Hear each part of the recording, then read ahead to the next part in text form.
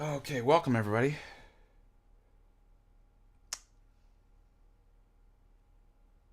Thank you, Jerome, for purchasing a ticket. Um, let's see here. Yeah, we're very excited about how many days do we have? 42 days left. Can you believe it?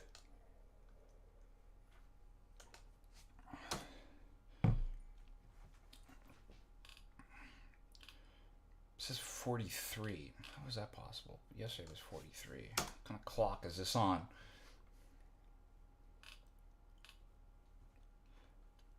All right, everybody, pile on in.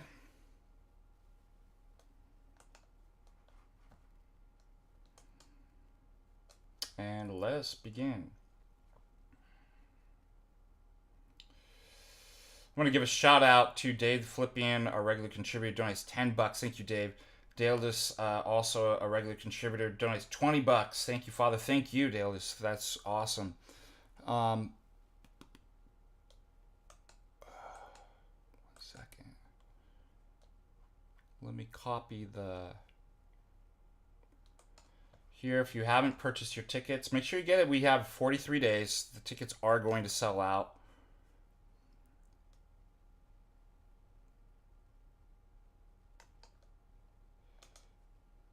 So purchase there.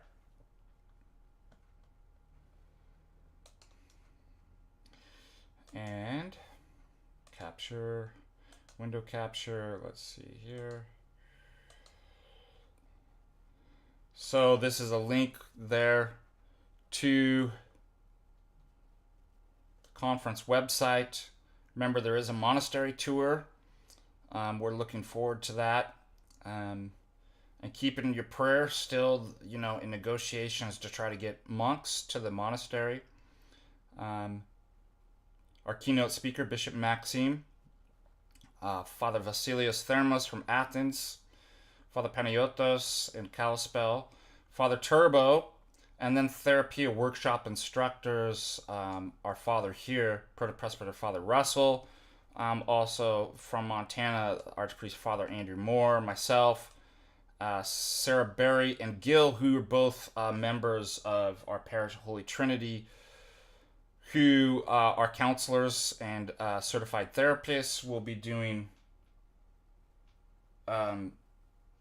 workshops. Charlene as well. And then you have a breakdown of the itinerary.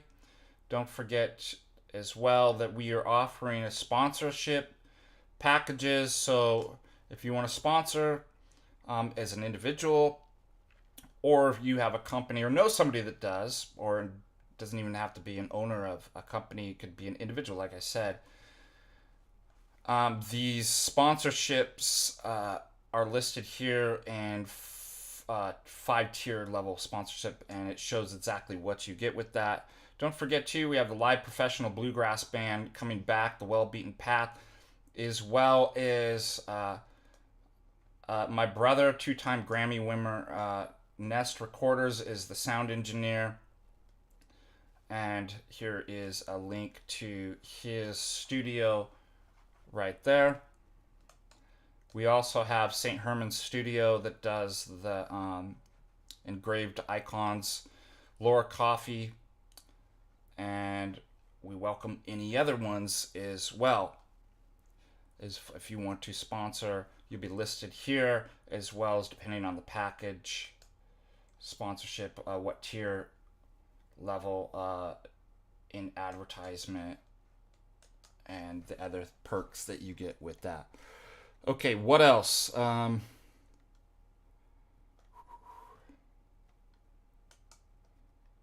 Yes, one other advertisement announcement. Hold on.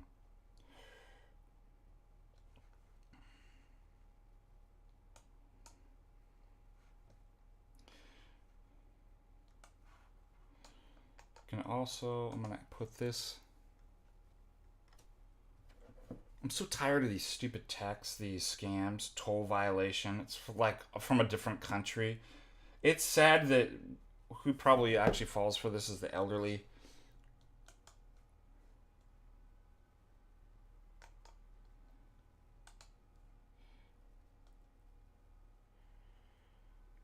Don't forget as well that we've partnered with our partner hotel, Best Western Butte Plaza Inn. A very nice hotel. It's been remodeled, and you get an enormous discount if you, with purchasing of the tickets.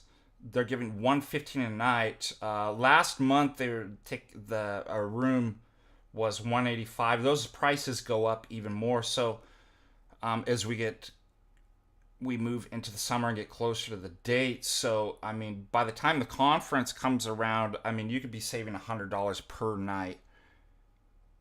We also have the free camping option. It's located at a parishioner's ranch about 25 minutes away. People enjoy that. Is dry camping, and which means no facilities. I think you can use the restrooms during the day and before David, the property owner, goes to bed.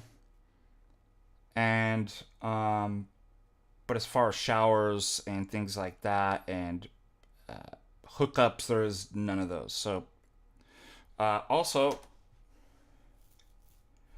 we have built out our course, and it is now it's published, and enrollment is opened. We have been getting students enrolling and paying for the course. I put a link right there for you, but let me just explain real quick what it is and what you get. What it is.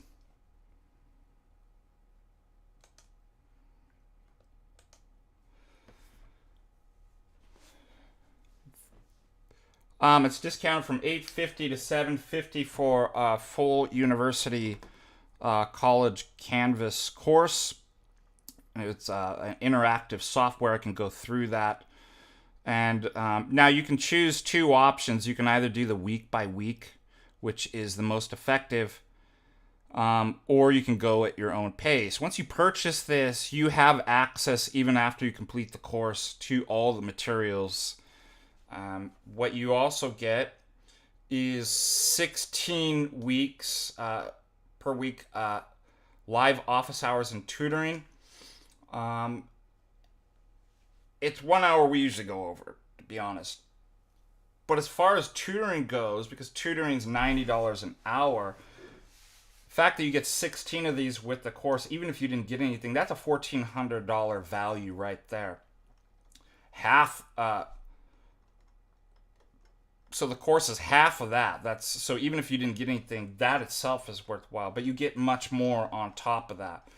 You get weekly assignments, reading assignments, quizzes, papers, grading, and as well as 24 hour to hour and a half lectures on epistemology. You get 2 free textbooks, which we use. And I can actually show, let's see if I pop this up real quick. I can go over the syllabus if you want.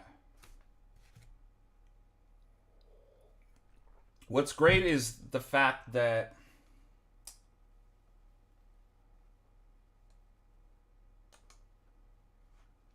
because it's offered through the Patristic Faith store, we even have payment plans. Now, let me just explain the way that this is priced. So what I've done as far as the pricing, because this is the same course that I teach accredited at the accredited universities and colleges, I went and I found the cheapest college. Like, what would the price be if you went to the cheapest kind of community college and registered for a 3-unit course like epistemology? And I brought the price down lower than that. So this is the best deal that you could ever get. Plus, you get far more at a university or college you would not get. 16 weeks of live office hours and tutoring. So it really is a deal. I know that $750 sounds like a lot to pay, but it really isn't. Especially if you break that down, that's a price of, well, given the price of a cup of coffee these days, a cup of coffee a day.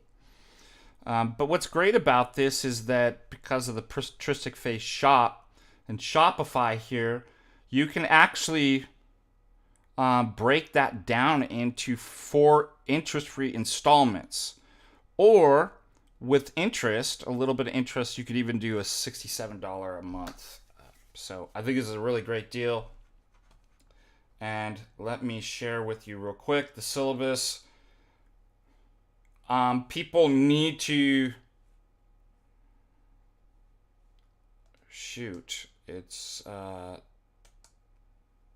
We're going to begin the course. I'd said to have everybody registered by tomorrow.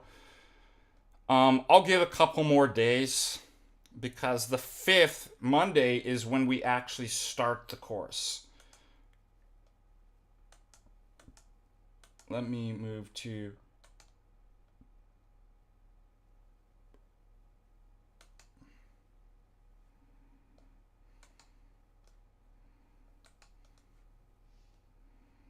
I'm trying to see if I can get go through the syllabus real quick with you.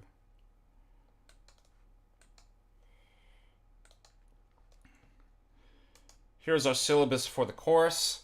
It gives a course description right here. Course objectives. These are called ELOs. Expected learning outcomes.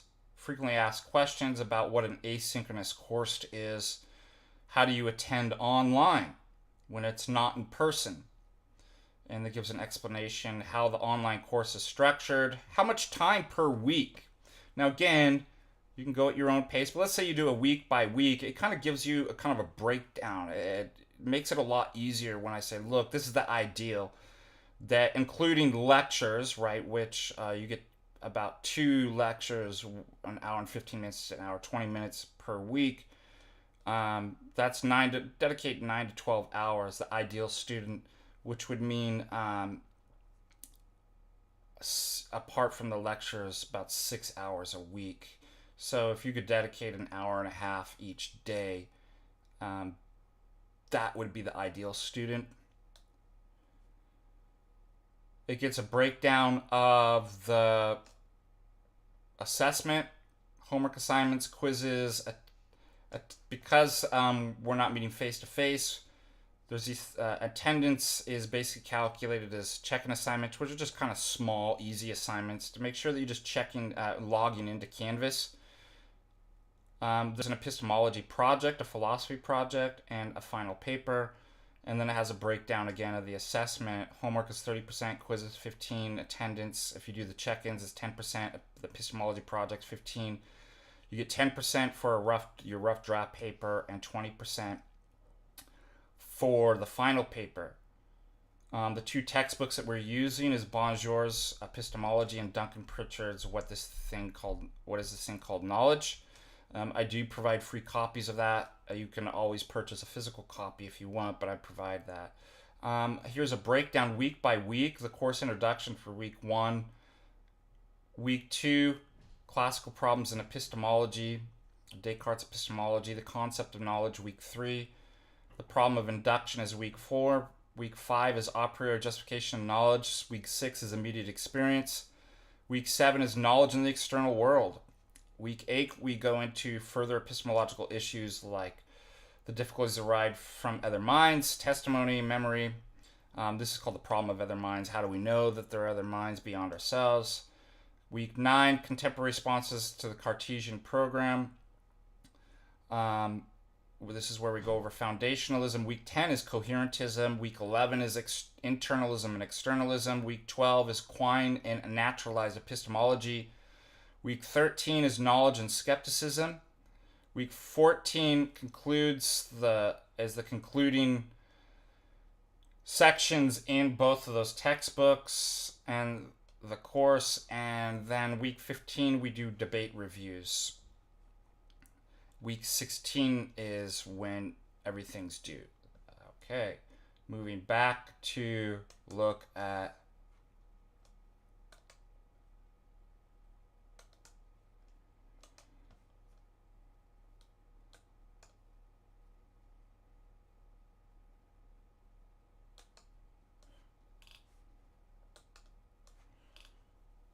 this is the Canvas. This is the educational software.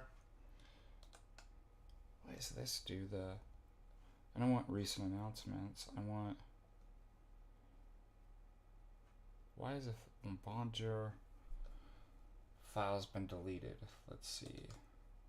Something happened here. So in the files section, you have the syllabus. What is this thing called? Knowledge.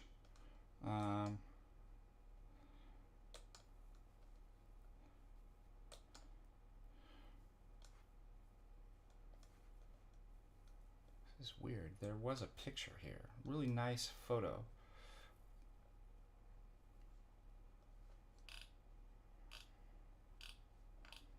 Anyways, I'll fix that. There was a nice photo on here, but it keeps saying it's been deleted. So I'll have to go in.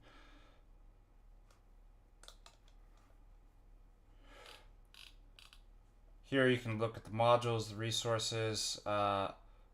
We have modules here, week by week. Here are the lectures. Why is this thing keep popping up like that? So here's the pre-recorded lectures. 24 of them that are embedded within there. Again, you have the grades. So all this is already built out. So they're not published yet because we're going through, but here's a breakdown here. You get your total grade here. Yeah. So that's fully interactive. I just don't know why that thing deleted the... It's really weird, that photo. Let me see. All right. Any questions about that? So I put the link there so you can purchase that and enroll.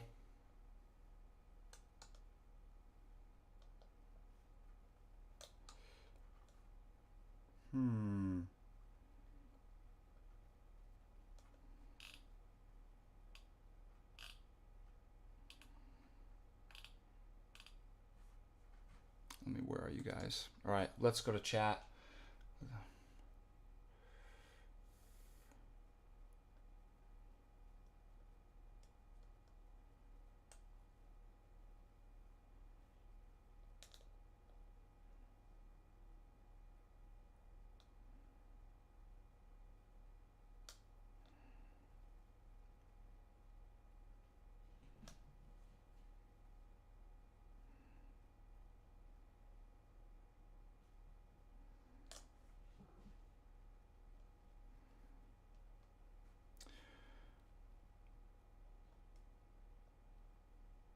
So yeah, and again, we have a couple more students. And the other thing too is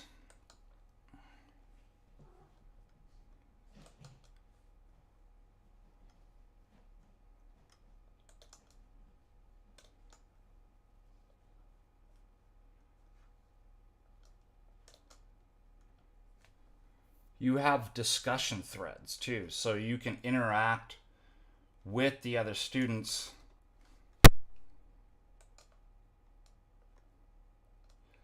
Oh, I know what happened. 1 second.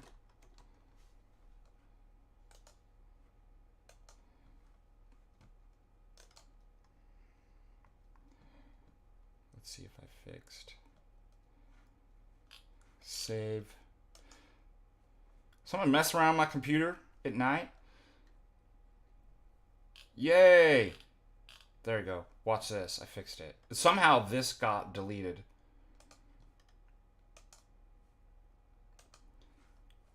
That's just a picture of the Bonjour textbook. There, that's what it originally looked like. Anyways, any questions about that? Here's the quizzes, collaborations, the rubrics, discussion threads here in which you can talk with other students. Like I said, and then announcements are given here. And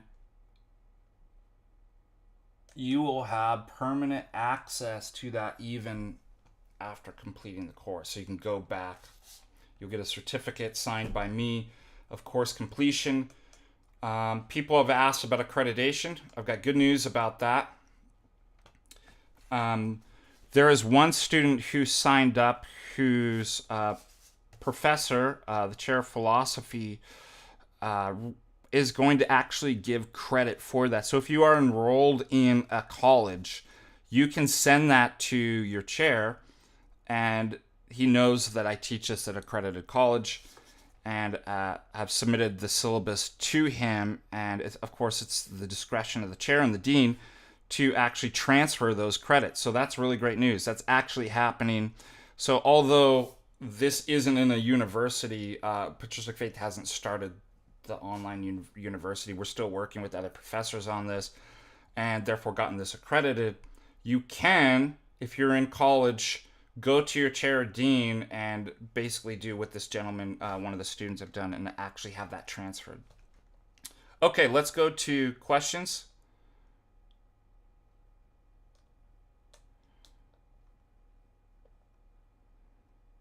Epistemology is the study of the epistles.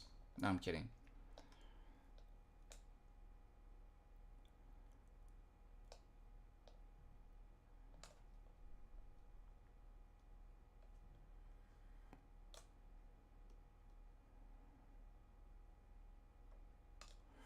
Jesus Lord asked a question.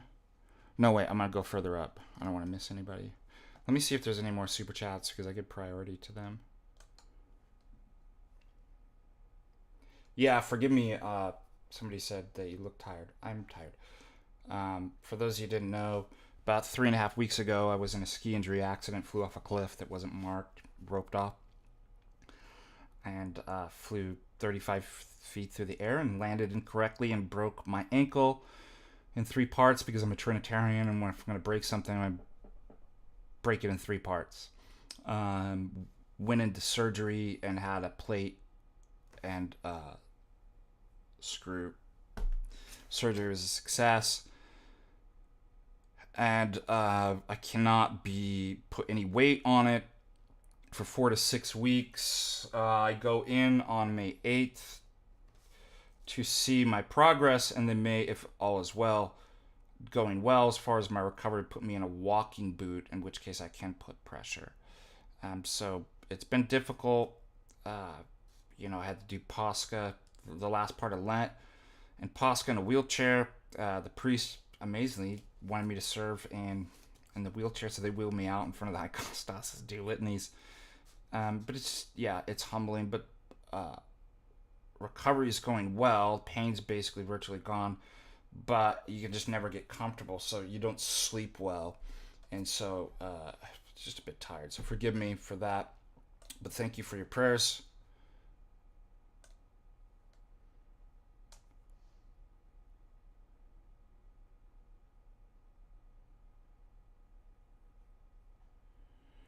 I have a non-philosophy question. My priest wasn't sure. What were they doing with instruments and praise pre-First Temple? They weren't liturgical, so they weren't doing it in a service. But like David and the Psalms wrote psalms used you can write a song and give glory to God, but they were not used liturgically in temple worship, and likewise we don't either. Jesus Lord asked, Father, would you be concerned about a priest allowing a new convert who's only been Orthodox for a year to begin teaching weekly Bible studies? It depends. The priest is responsible for that. I don't know the individual. The priest knows the individual is quite learned and has a pretty good grasp of Orthodoxy in the first year. That's on him. I just, these things, the details matter, so I just can't say. Obviously, normally, no, it would be concerning, but I don't know who the person is. I don't know what the relationship and what the priest knows about the person and their capabilities to teach. But basically, the priest is taking on, what's the word I want to use? Accountability. That if he were to teach something incorrectly, or the priest is responsible and accountable for that. So yeah, depends on the circumstances. But normally, no.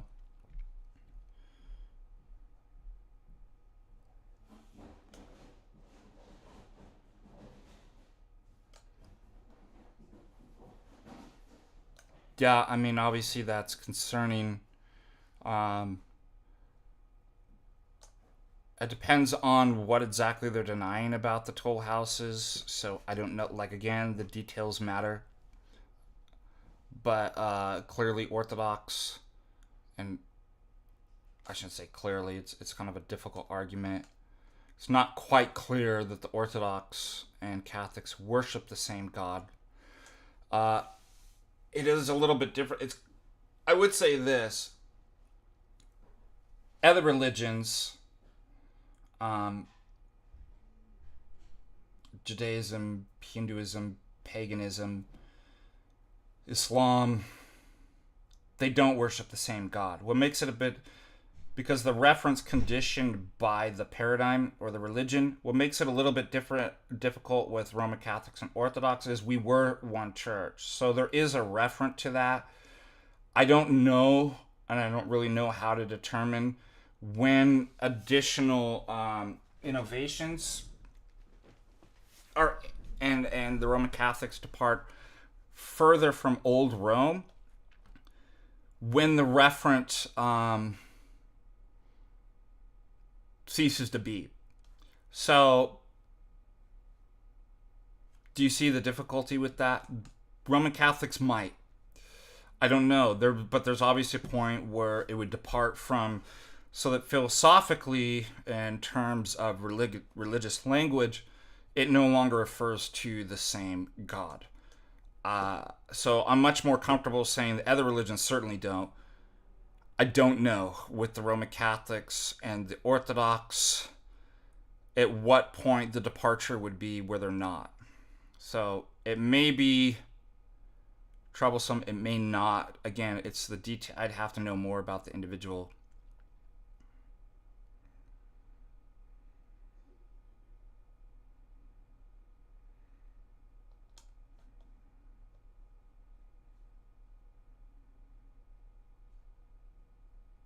Oh, Connor. Yeah, Connor is what I was thinking. So Connor's in the chat and he can testify, brother. Testify. Ooh. He's giving the testimony that he can get this accredited as college. So that's good news.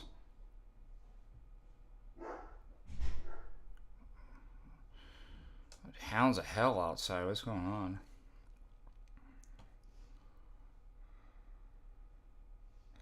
Rip is correct. The priest is ultimately responsible for that.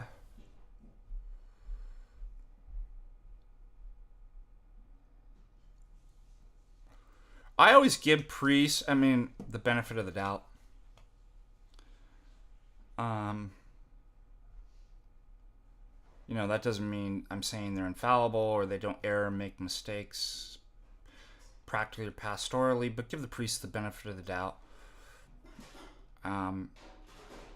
I see all this stuff all the time where priests are like, this was so crazy about, never go to Reddit. Reddit's the word. There's a whole ex-Orthodox thing of just slandering Orthodox and Orthodox priest. And even Orthodox just buy that. It's like, there's random people on the internet that you don't know make up stories about priests and you just believe it. Give the priest the benefit of the doubt. Whatever happened to this kind of principle of innocent until proven guilty? Remember what Scripture says. If you're judging if random people on the internet are making up stories about priests, I say it's about anybody, but I would say there's even more respect given to and credence to a priest, and you believe that without sufficient evidence and proof, Scripture says you'll be judged the same way. What if somebody turns around and starts slandering and creating libel about you on the internet and you lose your job? What if your children were taken away? And you were like, it's not fair, right? Well, it doesn't matter. We don't have to have the proof, or because some random person said on the internet that you did such and such. that's the way you're going to be judged. If you were ever slandered or libeled, had libel against you, you're not going to have the upper hand to say, like, that was wrong. So I just don't get it. Usually they're things... I don't think a lot of these people are just naive. I think people have kind of confirmation, but I don't know, to be honest. There's a lot of different things. But anyways, just going back to, for example, your priest, I'd be like, I give the benefit of the doubt until there's sufficient evidence or proof. Like, just give the benefit of the doubt to the priest.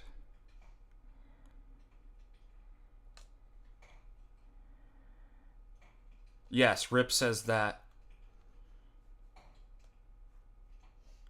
there's a lot of things that there may not be hills to die on. And as Rip pointed out, if it really is a problem, you better make sure that you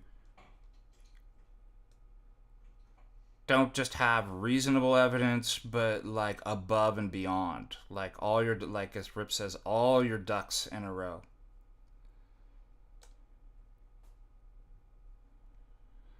And it may not be up to you to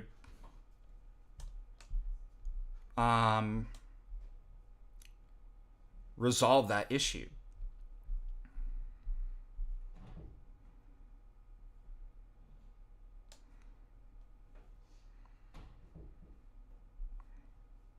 Who is Mahdi?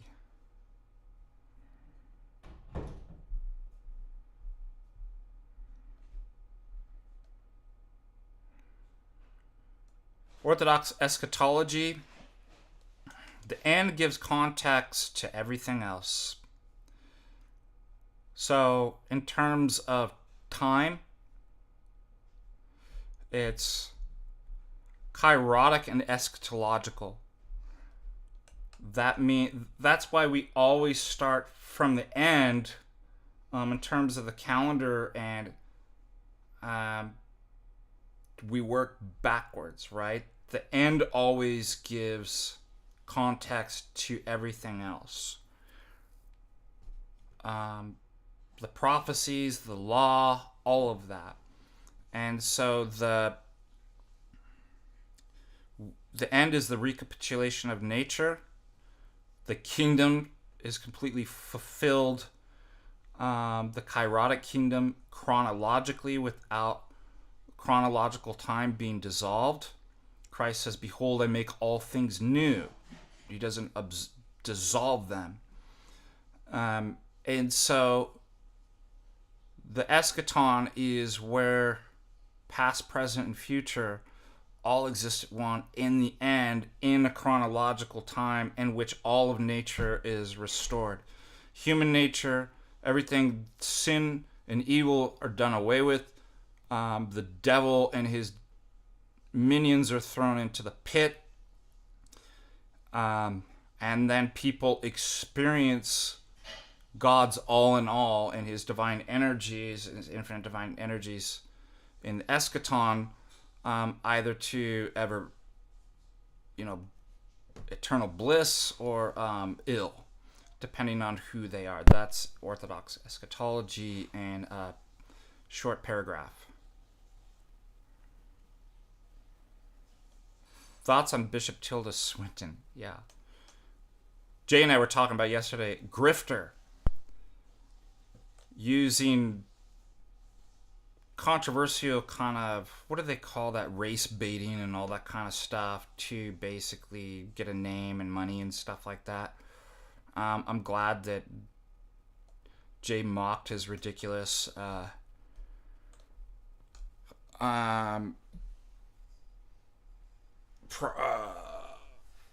social gospel and what's the word, that liberation theology and stuff like that. It's a joke.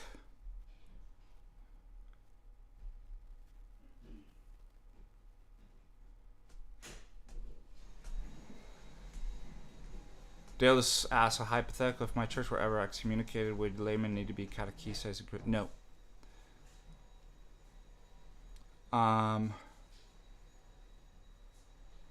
This is a really important question, especially about laity. You're not baptized into a jurisdiction. You're baptized into Christ in the Orthodox Church. You're not wedded. You don't have... I like how Father Russell puts... See these?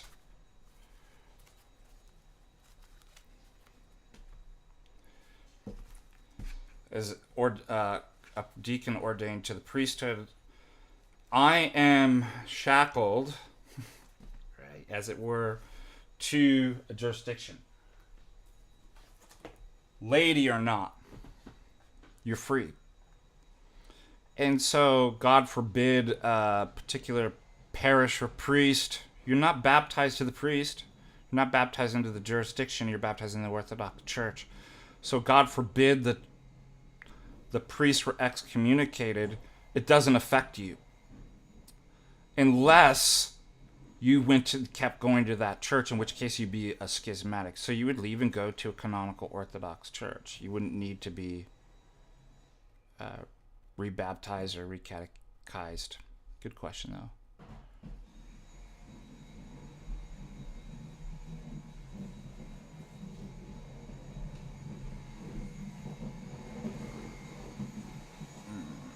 Good question about Publius asks.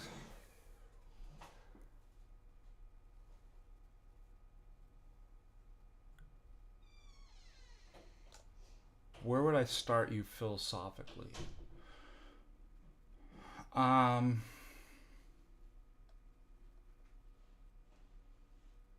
Yeah, an introduction to logic, an introduction to philosophy that goes kind of surveys the history of philosophy are a good place to start. Let's see, I'm gonna check if there's any other super chats.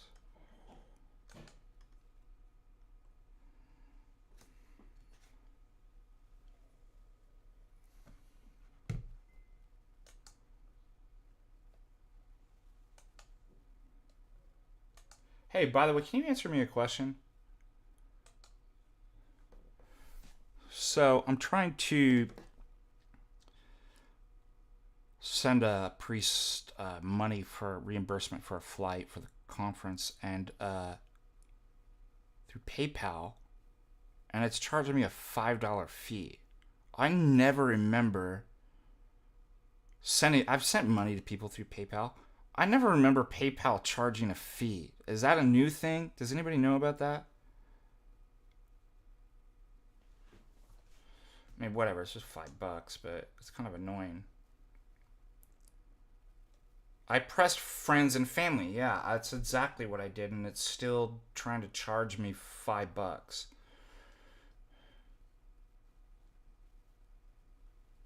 Oh, their account might be a business account. Interesting. That's a good...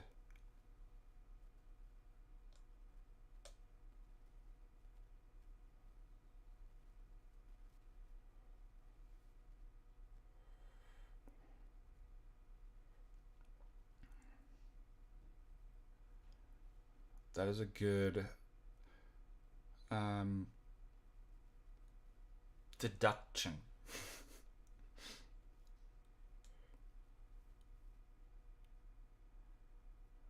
Israel asked a question, would it be a good argument to say that Protestants don't have a normative basis to connect with?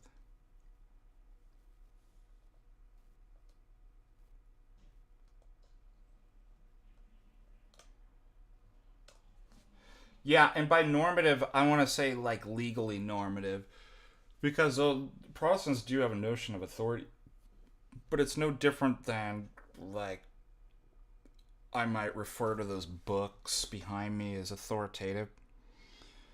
They're authorities on particular matters. I use them, but they're not legally binding on me.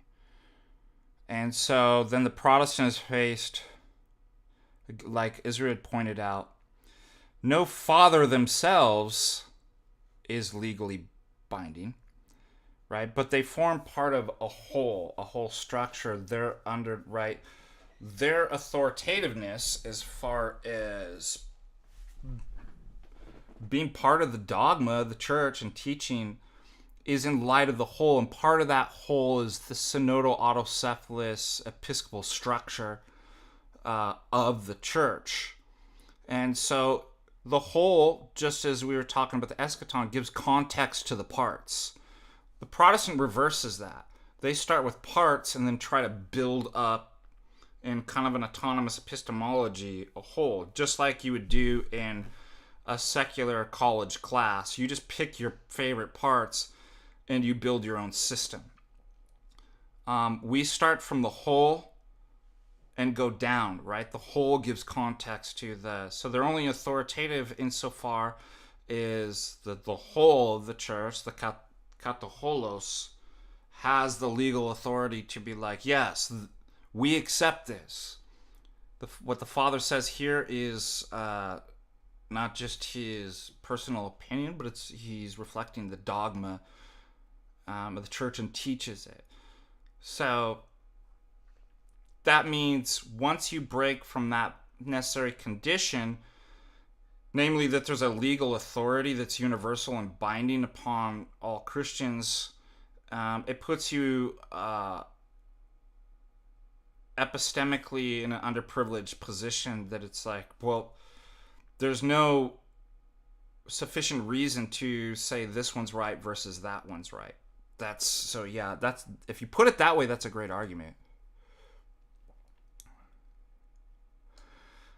Good place to start with the church fathers on the incarnation. Father Russell always has people start with the incarnation. Also, I want to give you some good news. Guess what? We are starting back this Friday night, 6 p.m. Mountain Standard, with since we finished up Pascha and Bright Week, our continuing education, which means that's for Orthodox who want to continue their education and the Orthodox faith.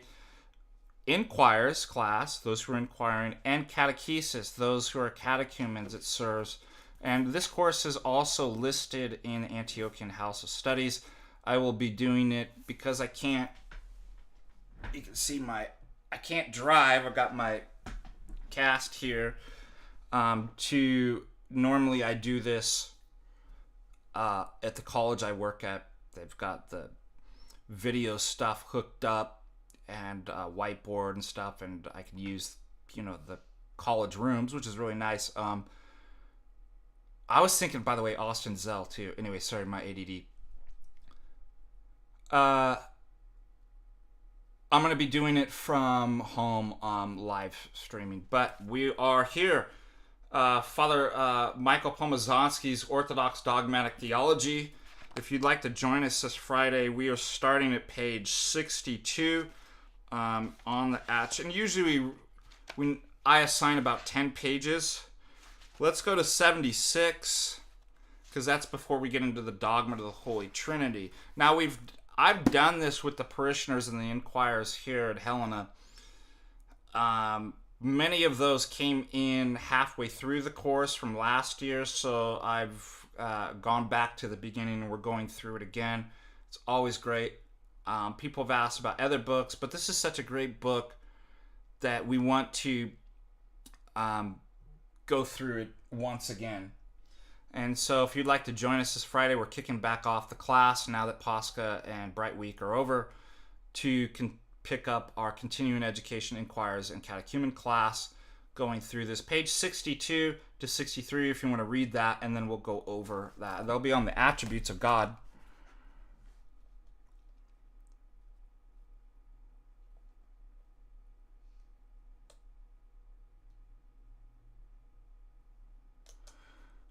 All right, what other questions? Should we do a Twitter review of news?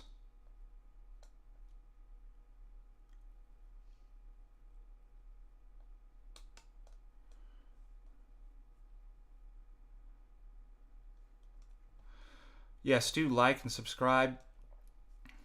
If you do have any more questions about the course, please contact me.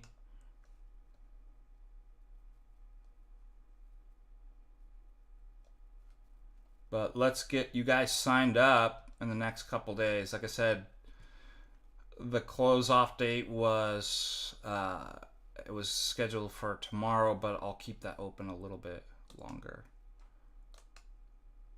Don't forget to get your tickets. I think I've covered that. All right, let's go.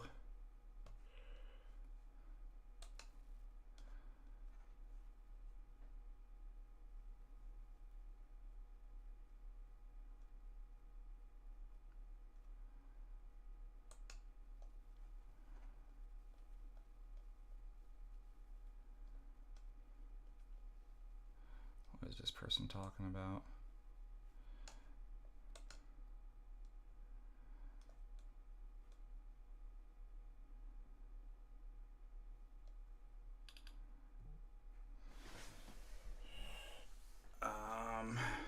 Congratulations to Josephus Dyer. Josephus Dyer. Josephus. And Pierce Morgan, way to represent orthodoxy and crush and scatter the enemies of God.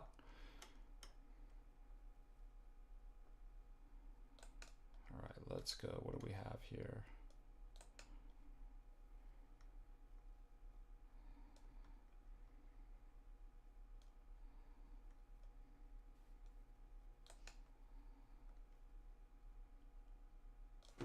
Just checking what.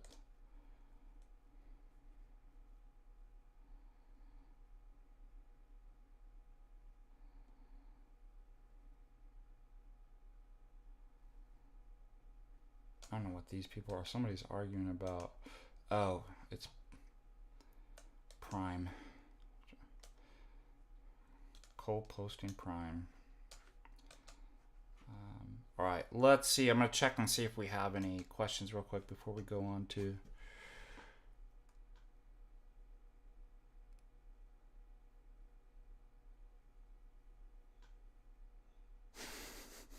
Bishop Tilda Swinton. Thank you for making that account. Well played.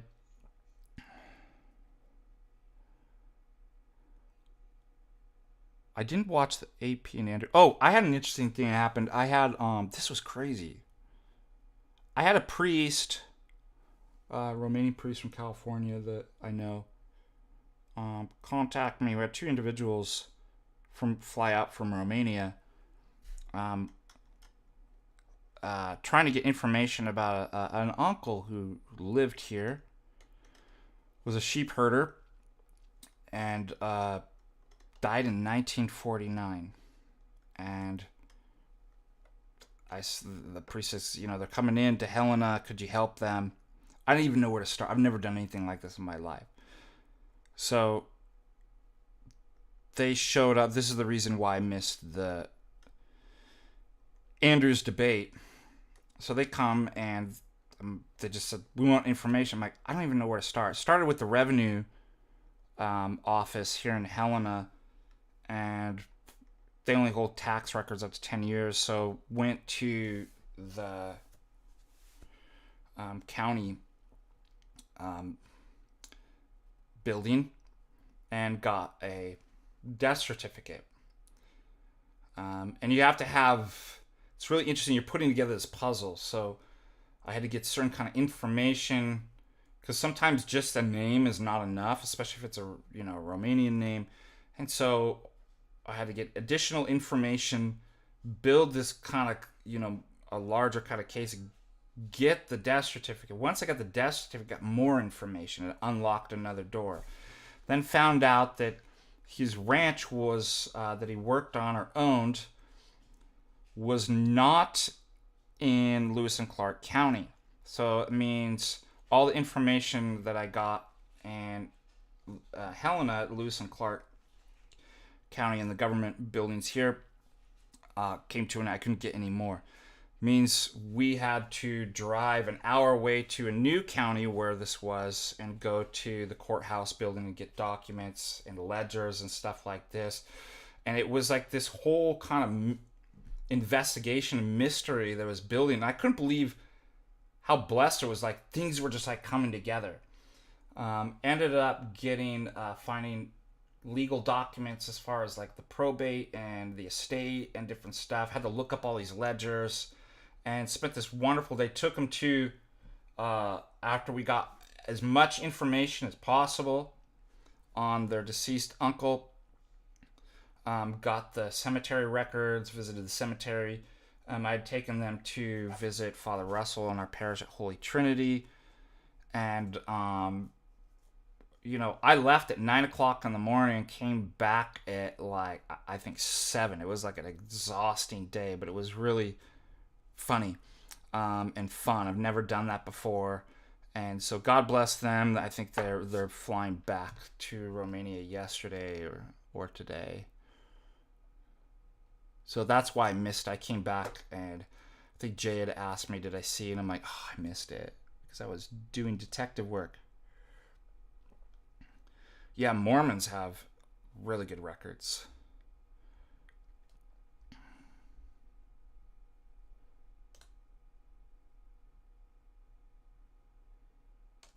Not everything in the ecumenical council is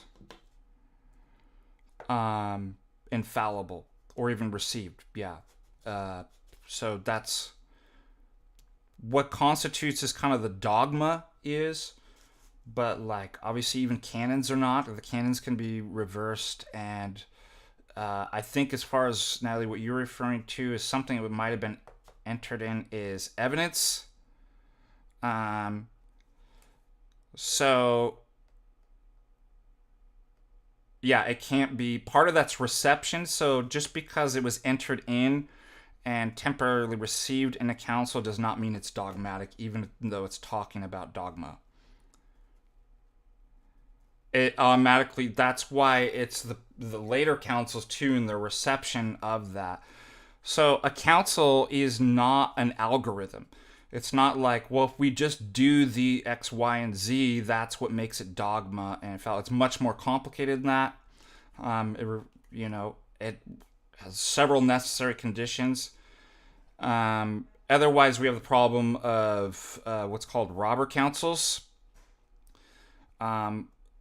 The mere existence of a council does not make something dogmatic. There's necessary conditions. It has to conform with previous councils, right? It has to be also all the representatives of the oikoumenion have to be represented there. That's why Herrera is not accepted.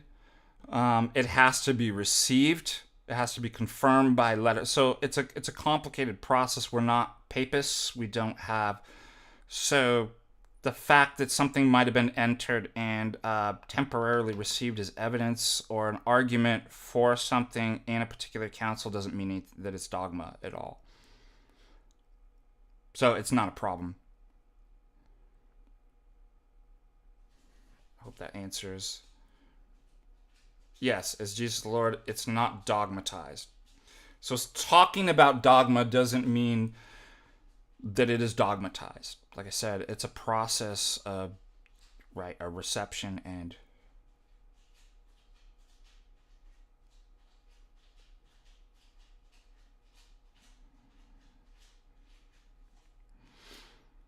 a council can accept a lot of things. That's what I'm saying. A council itself does not dogmatize. It's part of a greater whole. So the whole, the kataholos, is what actually determines the individual parts of an ecumenical council is what's actually dogmatic. So you can't look at a part and look at just an individual council that doesn't exist.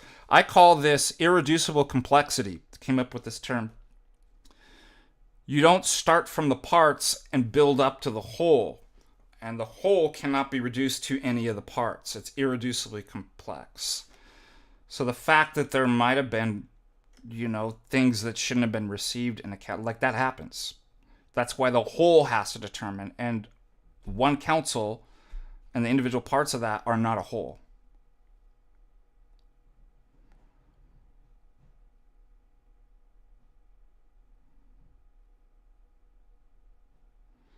Yeah, we could. I mean,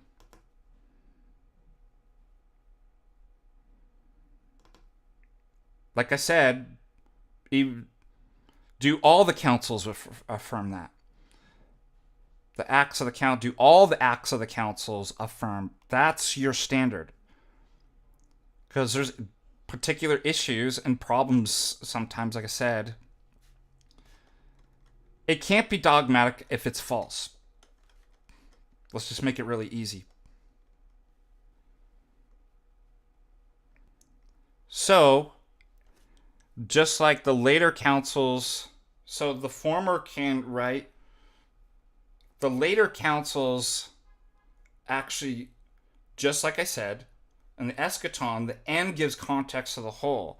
So you have to look at each individual council, the acts of the councils, the canons and everything in terms of the whole in the end. You can't look at the parts. We don't work that way. That's not how Orthodoxy works.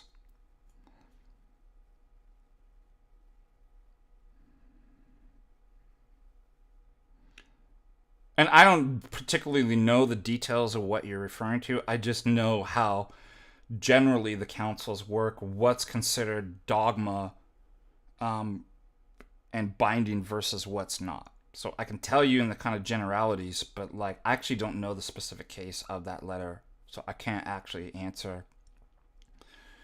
But generally speaking, I can tell you theoretically, like if it had error, it's not obviously binding just because it was entered into a council and affirmed at a particular moment. Yeah, doesn't mean that every action, disciplinary decision tolerated in a council is infallible.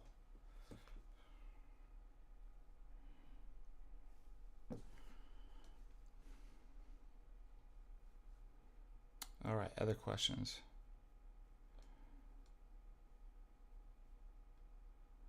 What's your view on the Orientals who say you schismed at this council if Eo later admitted that the letter was heretical?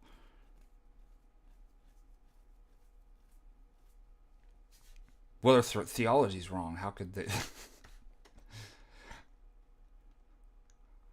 Keep it simple. Keep in the generalities, right? Miaphysitism, which reduces to monophysitism, is heretical. It's false. So the details don't really matter. Like, do they affirm? Because what's true is diaphysitism, that there are two natures even after the union, and it's not just a distinction in the mind. It's a real distinction without division, without confusion. And so what you really need to look at is the Fifth Ecumenical Council that clarifies Chalcedon. So the Orientals are split into two groups. There are Orientals who accept the Fifth Ecumenical Council.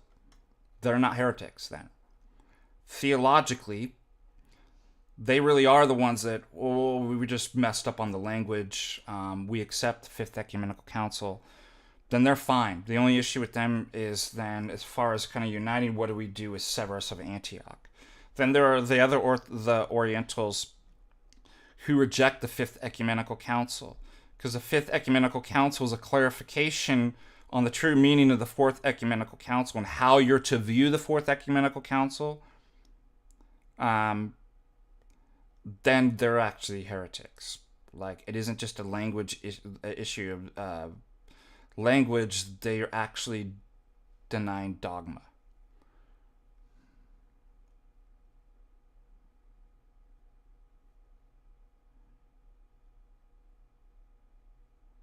Yeah, that's true. That's what I was thinking too. I don't think, and you'd have to prove that because it's a pretty bold claim that it was accepted in Chalcedon rather than read or entered into as in terms of argumentation and evidence and stuff like that.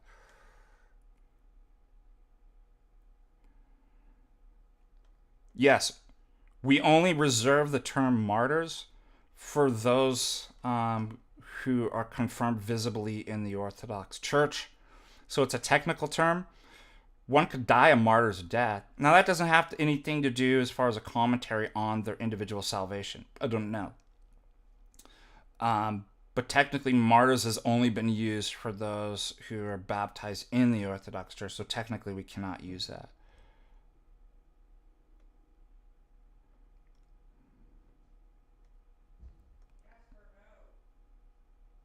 again, Natalie, it doesn't matter. Like, even if I granted that, I don't accept that, what you're saying. But even if I did, it doesn't matter because there's no individual part that's infallible. Again, Acts-a-Day councils are not infallible. So even if somebody's declaring it's true, an individual or those who enter in evidence in the acts of the council doesn't mean that it's true or that it's confirmed. So you're really struggling with the whole has to confirm a council and what in the council is dogmatic, and that only occurs after the council itself cannot actually reveal that because it's a piece.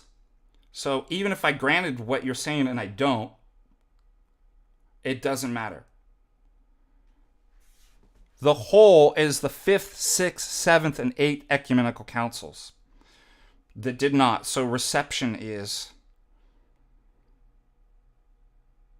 Do you see the problem? So first of all, Miaphysitism's incorrect. Number two, you're focusing on a specific period of time. That's not how councils work. It may be 100 years. I'm not saying it is. That doesn't make it dogma. So you need to go study what reception theory is and the other conditions that make dogmatize something. An individual council will not make something dogmatized. And the 5th ecumenical council clarifies that in Chalcedon. So you need to read up on the 5th ecumenical council. Exactly. It declared it as heresy.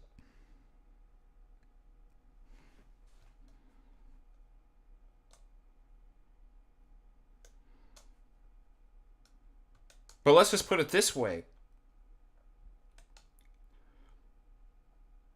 You're missing the point. It's a fallacy and missing the point. It's a red herring. Is the dogma, is Miaphysitism true? How about that? So just ignore, you're getting bogged down in the weeds. Because one of the conditions for dogma, is it true? It's not true. There is two natures after the union.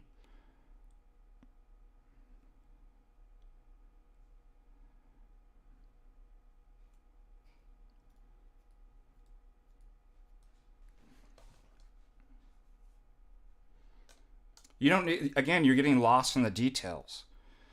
Once you understand the general principle of how dogma works, you don't need another example of when. So you've set up your own kind of arbitrary standard of how dogma and councils work, and then you're forcing it on everybody to accept. So I don't need to find it. All I need to know is the general principle of how epistemically dogma is confirmed. Yes. Yeah, why is it that people have such a hard time with accidentalism? That's what I'm trying to figure out. I thought it was like one of the easiest kind of arguments to understand. Help me out, Christ is Lord. What exactly is the struggle with? Because it's hard for me to get. Okay, now that's why it was rejected, is because it went against previous dogma. Do you see? The previous councils, the later councils, all of that's what confirms something as dogma.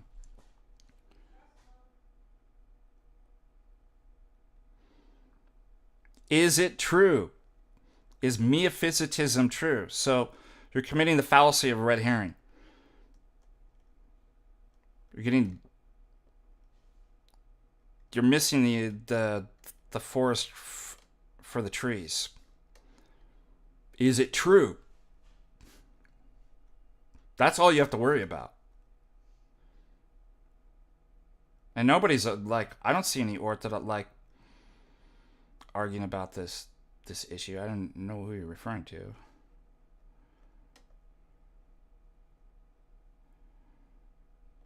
All right, let's go to accidentalism.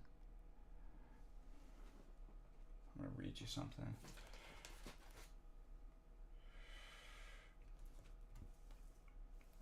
I wonder if I have this book. Just...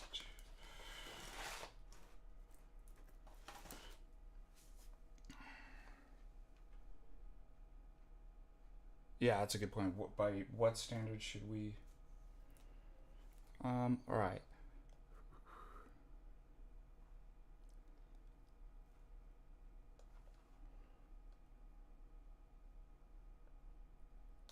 I'm going to actually pop up just so it's easy so that you can read along with me.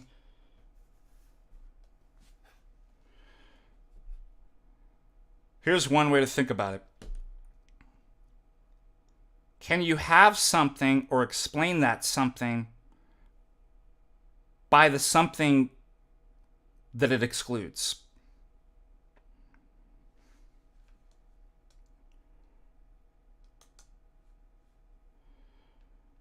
So, can I, if A excludes B,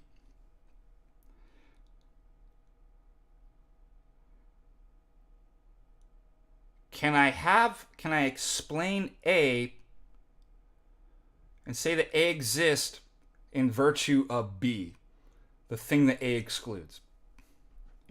If knowledge excludes accident, by definition,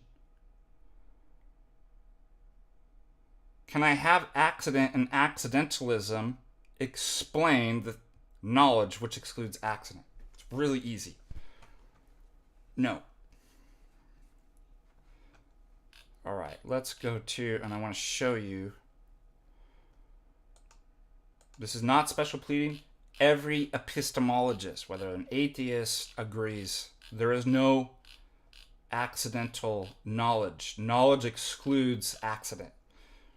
And if it excludes it, you can't then use the thing it excludes to explain knowledge and that knowledge exists. Really easy. All right, let's look at... So if your worldview is accidentalism, you have to explain knowledge in terms of the thing knowledge excludes, which is a contradiction and is not possible. Does that make sense?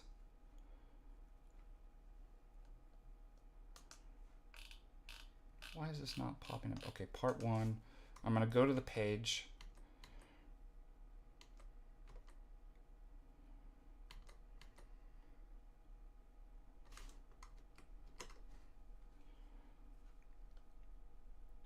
I think this will help.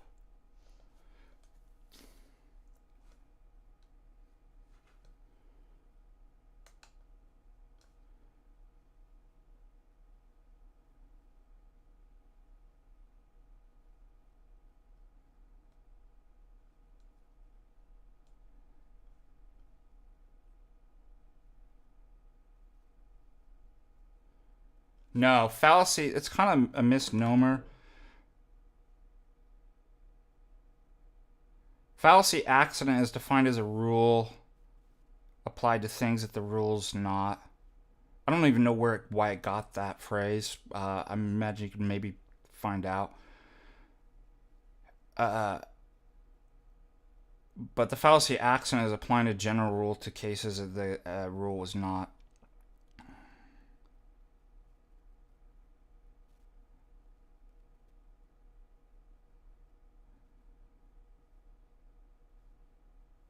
All right, Natalie, I'm going to give you a warning. Again, you're missing the point, and you're just going to keep going over the same unjustified assertion. Is it true or is it false? It's false. I gave you a way of how councils work. Yeah, I talked to your spiritual father, but I'm going to cut it off, or this is not a fruitful conversation. You've been told what the answer is. I don't know why you're not accepting it. But again, you have an erroneous standard that is not an orthodox standard. I don't know where you're getting this from. We reject that, as Jesus' Lord says, and I gave you a principle of how we determine doctrine, and it's not what you're actually saying. We do not accept that. And it comes down to, is miaphysitism, which reduces to monophysism, true or false? It's false. So that's all that matters. That's all you need to be concerned about. So, as the authority of this stream, I thereby end this conversation, declare it ended. Do speak to your priest, your spiritual father about this, but I'm not going to allow any further derailing of that if you're not willing to listen to. All right, let's go to accidentalism.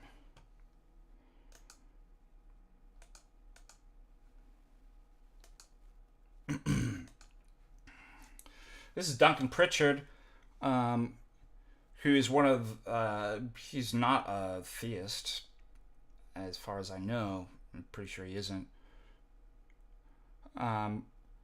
And this is we'll actually be going over this in the course. This is chapter 1, knowing versus merely getting it right by accident. It's often noted that the belief aims at truth in the sense that when we believe a proposition, we believe it to be the case, i.e. to be true. When what we believe is true, then there is a match between what we think is the case and what is the case. We've got things right.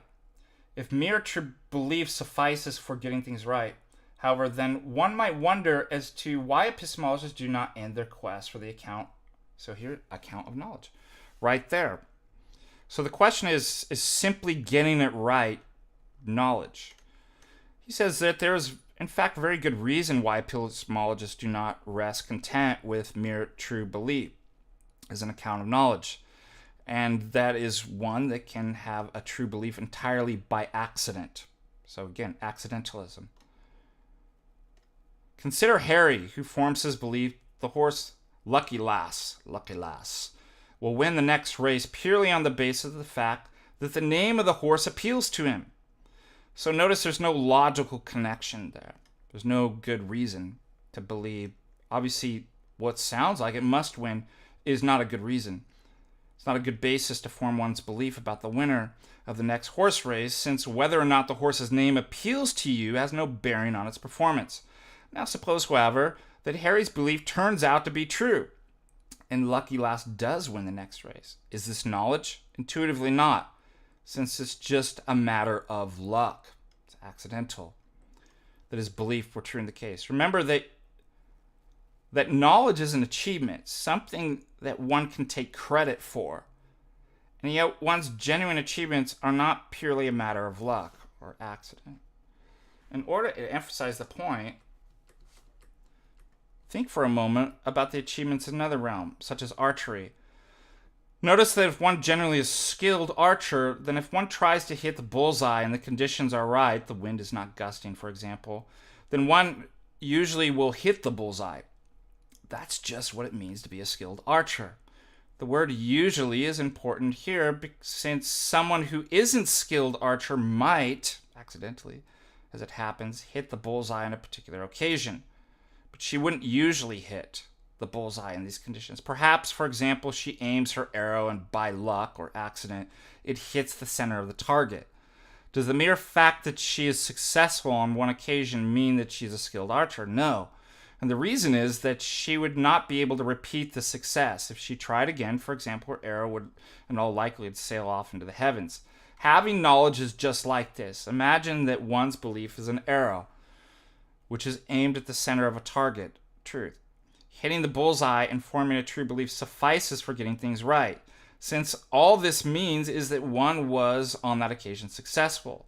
It does not suffice, however, for having knowledge any more than hitting a bullseye purely by chance or accident indicates that you are skilled in archery. To have knowledge, one's success must be generally the result of one's efforts, rather than merely by chance.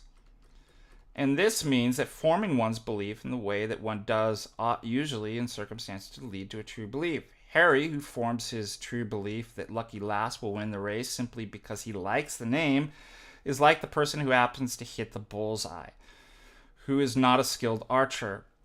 Usually forming one's belief about whether a horse will win a race simply by considering whether the name of the horse appeals to you will lead you to a form of false belief. Contrast Harry with someone who generally knows that the race will be won by lucky last. Perhaps, for example, this person is a Mr. Big, a gangster, who has fixed the race by drugging the other animals so that his horse, Lucky Last, will win. He knows that the race will be won by Lucky Last because the way he formed his belief, by basing it on special grounds he has for thinking Lucky Last cannot lose, would normally lead him to have a true belief. It's not a matter of luck. It's not accidental that Mr. Big hits the target of truth. The challenge to epistemology is thus to explain what needs to be added to mere belief in order to get knowledge. In particular, epistemologists need to explain what needs to be added to true belief to capture the idea that knowledge, unlike mere true belief, i.e., true belief by accident, is a genuine achievement on the part of the agent. Okay? So, now you can see, and you can read other epistemologists too, it's semantically and logically impossible to have accidental knowledge. Because, as we saw, knowledge is not merely true belief. You see this in the Theaetetus as well.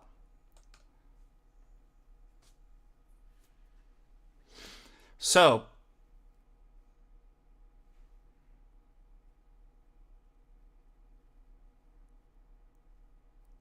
if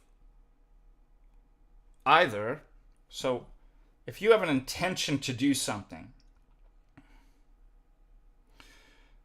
so notice with the example there, you already have in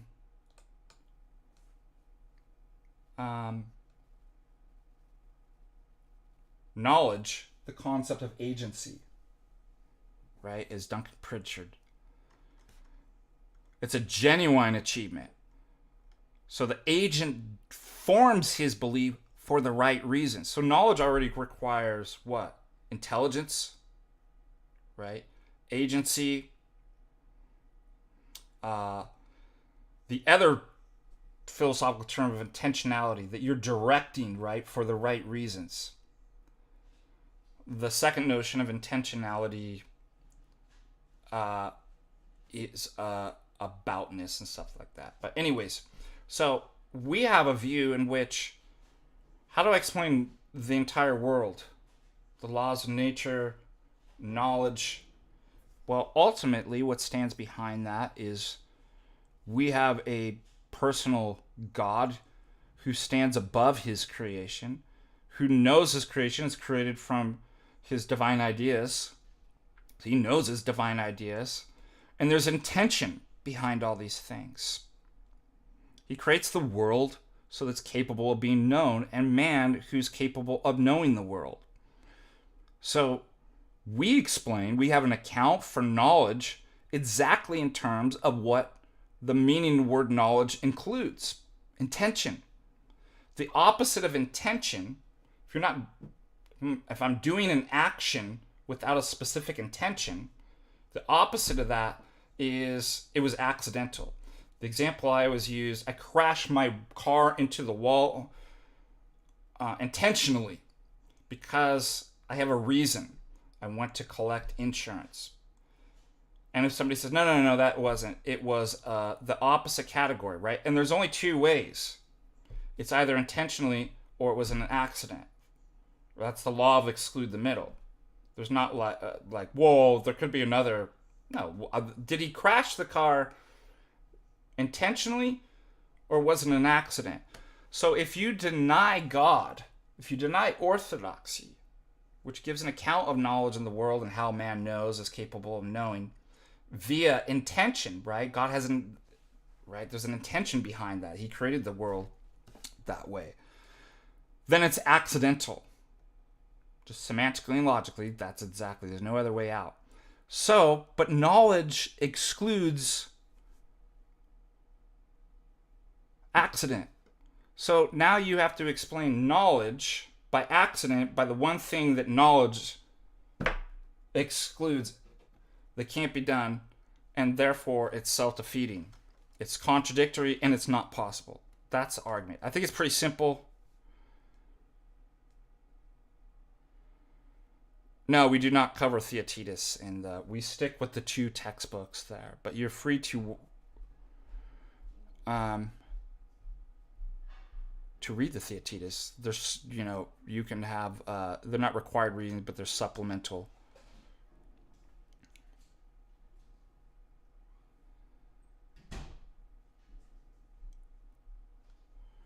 It's interesting, this question about left, right.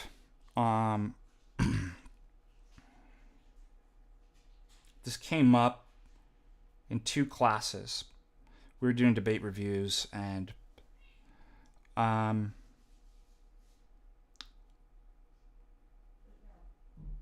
you help me out? So I saw a post or something on Facebook or Twitter or something like that. A critique of the left. That the left has no place in orthodoxy. And then, unfortunately, it was a priest said, both extremes are wrong. The extreme right has no place. Now, what I want to know, what is that? What does that even look like? What is the right? I have a clear idea what the left is. But when people say, like, well, radical right wing or extreme right, what does that mean? Can you guys help me out? What do you think people have in mind? Then I can analyze, and does it have a place in the church? Right is what it. If that's the case, then right is right.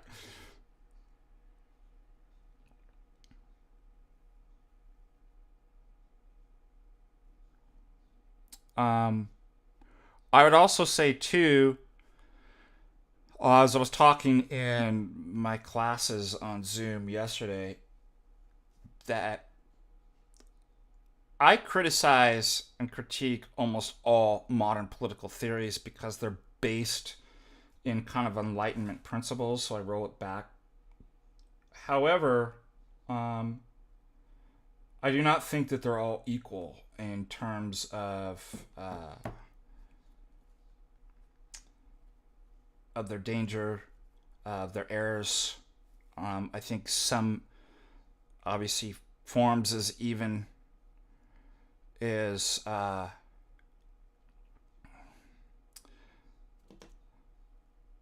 just lost my thought, is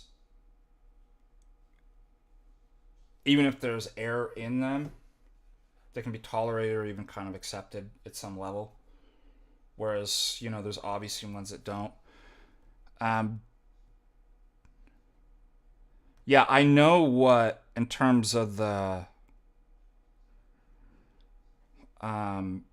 French Revolution, left and right mean.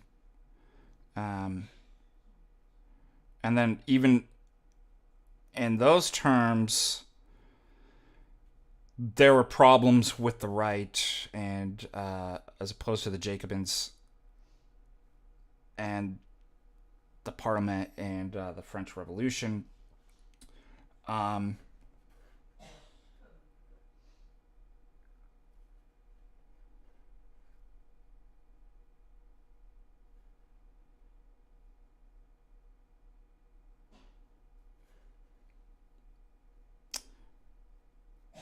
Have you received objection to weasel out of accent? Yeah, it's usually semantical sophistry about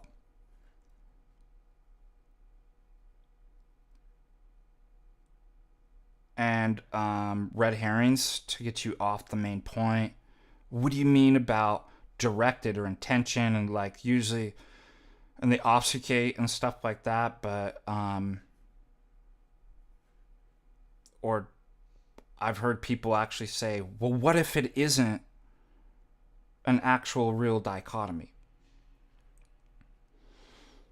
But that's like saying, well, but it is. I mean, it doesn't mean anything to say, what if it actually is a true dichotomy? Well, how do we know that? Because that's what it is. I mean, it's the same thing that, Well, what if we haven't just found that there's a third? I've heard those. Well, it's the same as, all right, bachelor and married man. How do we know that's not a true dichotomy? It's like, because that's what the words mean. So it's just simply because you can string a hypothetical what if question, it doesn't mean that it has any referent even in any like semantical or logical possible world. That's what the word means. So it's not an objection. You saying what if there was a one hand clapping or a married bachelor? It's like, but there can't. Like I do. That's what the meanings, the words of the, that's what it means. I don't know what to tell people. Feeling the Wolf donates £5. Thank you so much. God bless you. Thanks for your support. Yeah, I think Chimera is right. Left and right pick up. They can mean different things.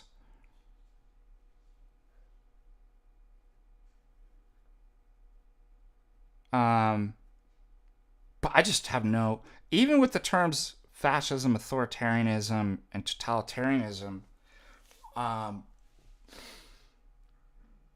don't even know if those in of themselves are anti-orthodox or problematic. I mean, if you historically locate those terms when they came up, you have, it seems to be, and again, I'm not saying it doesn't have, every system has its problems, but doesn't mean that every political system is therefore equal or equally morally atrocious or something like that.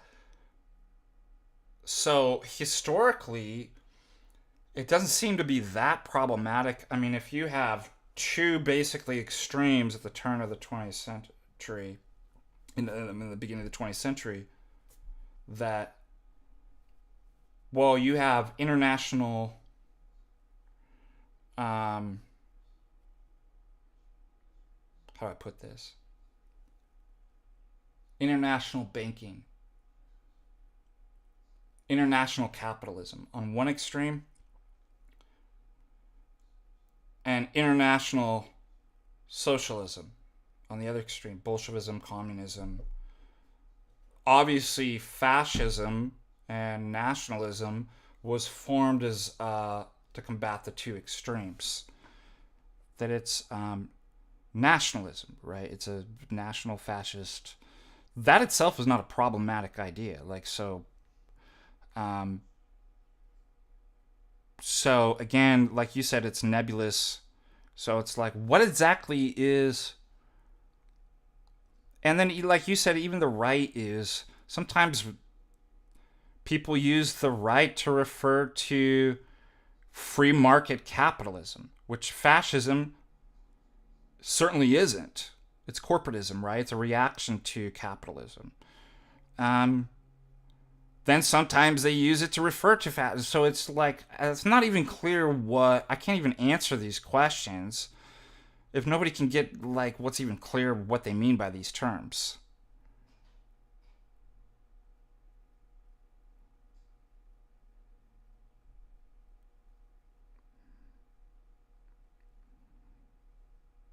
I didn't say the whole is an accident. I said the first principle is an accident. So it isn't a fallacy of composition. And I'm not asking to somebody to give me a history of where something came from. I'm asking for a lot. How do you explain semantically and logically something by the thing that something necessarily excludes? So they're missing the argument. It has nothing to do with the whole.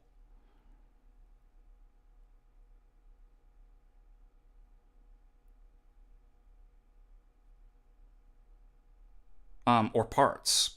Like, so that's missing the point.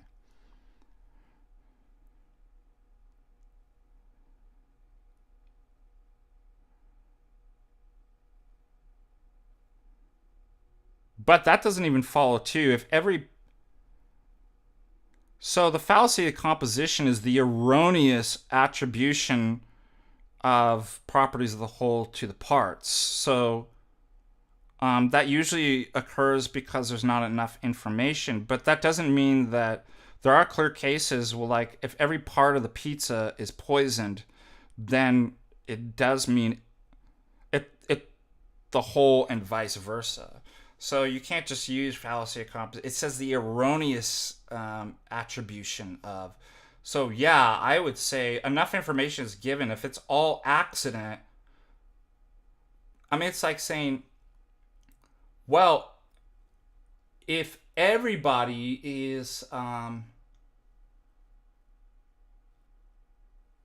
if the whole of society are bachelors, it doesn't mean that there can't be an individual married man. It's like, yeah, it does. That's not an erroneous transfer of. These guys, I made a comment on Twitter regarding Protestantism. I'm like, look at the levels of irrationality people will go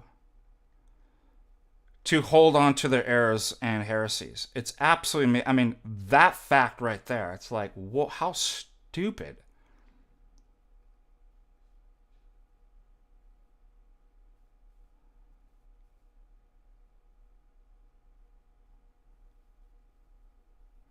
Nathaniel keeps asking the question, there's one in many. There is one energy proper to your nature, and there's many, but you do many activities, correct? So human beings have one and many, just like God. The only difference is concerning your many energeas, your activities. They're finite, they're created, and they aren't you. With God, he has one energy proper to his nature, and then he has many, the divine logoi, right? The difference is those are not created actions. They're eternal, and they're actually God himself. So that would be.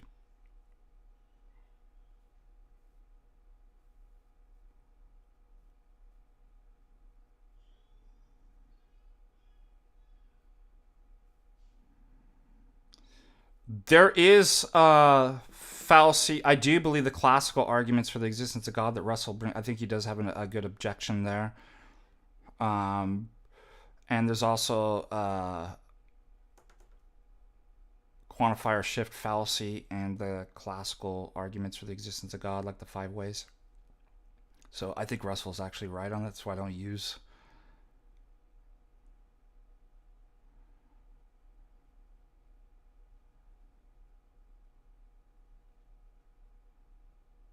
I'm always refined. I've called the. So somebody made a big deal about. I don't know. I thought I never have called it presuppositionalism. Maybe I did when I was reviewing Bonson's debate with Jay once. Like, somebody was like, you said it 6 years ago in a video. It's like, I'm like, I don't know, dude. Okay, like, you got me. I don't think I've ever put it in a paper that I've called tag, the Orthodox tag, presuppositionalism. In a way, you could say, I guess it is. But I tend not to use that term, and Russ Mannion never did either. I was talking with my godson Tony, because it carries kind of that reformer's baggage, total depravity, and a whole bunch of stuff. Also, it seemed to bring up some confusion that not all the kind of presuppositions Reformed apologists had this, but Deweyvert did. That in terms of his presuppositionalism, that paradigms were incommensurate, and therefore you have to assume the paradigm of the gospel. But if that's true, then there's no internal critiques. Like, there's an indeterminacy of translation and stuff like that. I think is a valid critique of. And so there's some issues with presuppositionalism. There's some obviously truths about it, that everybody has presuppositions and these kind of paradigms that color the way that. So kind of what Bonson was talking about in his debate with Stein, like, that's, yeah, generally correct. I just thought polemically, I tend to, like I said, I've never put it in the papers. I don't know. You got me if I said it 6 years in a video going over Bonson's argument. okay, whatever. But polemically, I don't use that. I've never used that in words.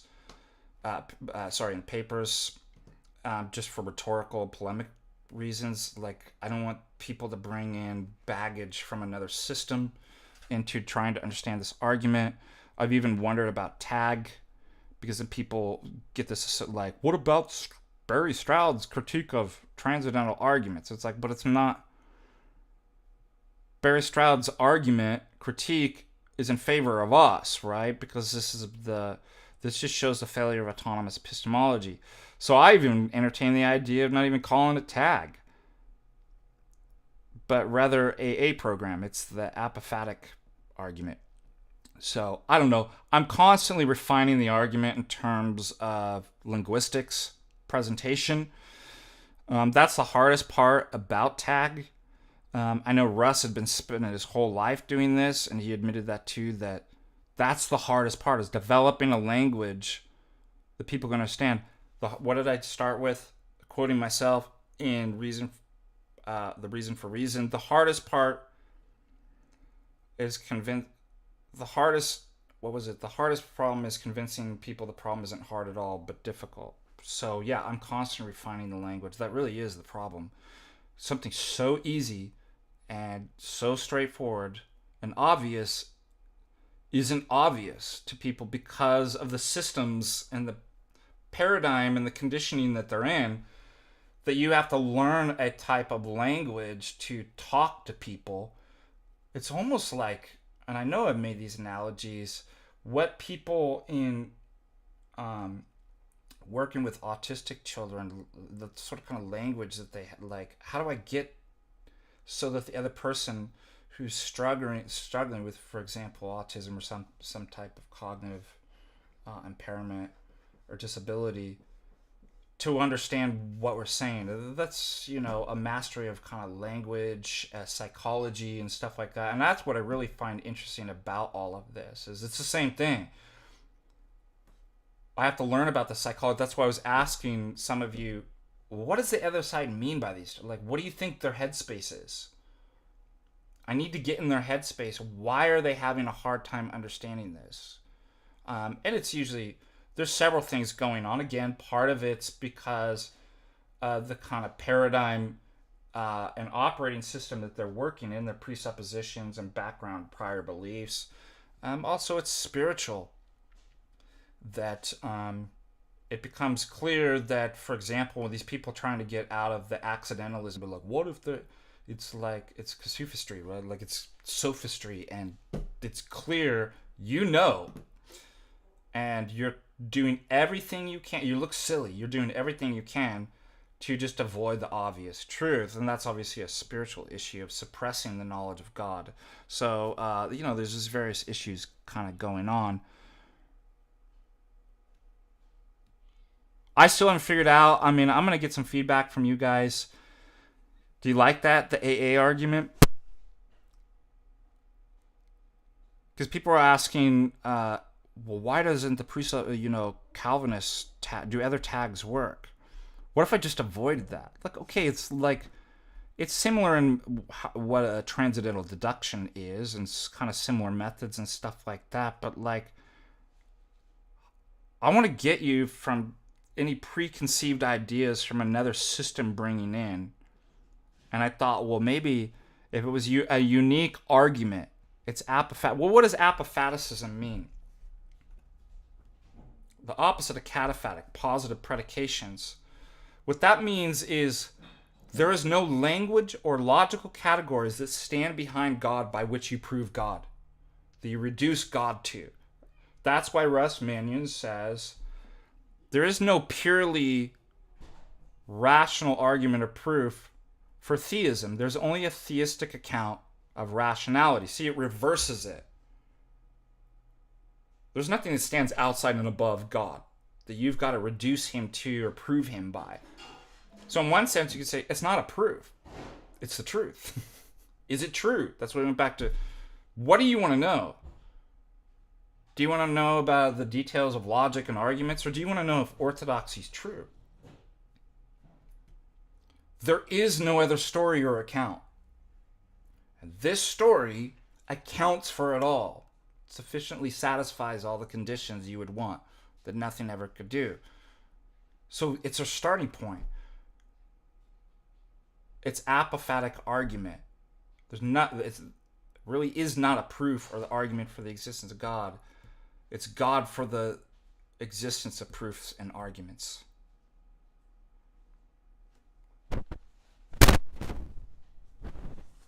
What's a package? Like a mail package? I'm just working with language and psychology, just trying to figure out different ways that polish up the kind of presentation of the argument.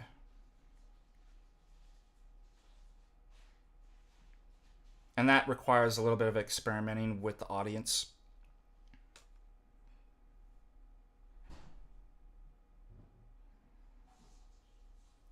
They absolutely hate, because they can't, there's no argument or critique against it. It's not like, and they're so conditioned in autonomous and epistemology and the classical arguments for the existence and their critiques of it, they don't know what to do. And I think it's spiritual. What have I called that? It's not really an argument, it's the gospel. Christ is Lord and King, and he's first in everything. First ontologically, epistemically, spiritually, morally. Seek first the kingdom of God. And the rest, even logic and arguments, will be added unto you. That's the gospel. That's all it is. And when you speak the gospel, the enemies of God burn. Burn with hatred, and that's why.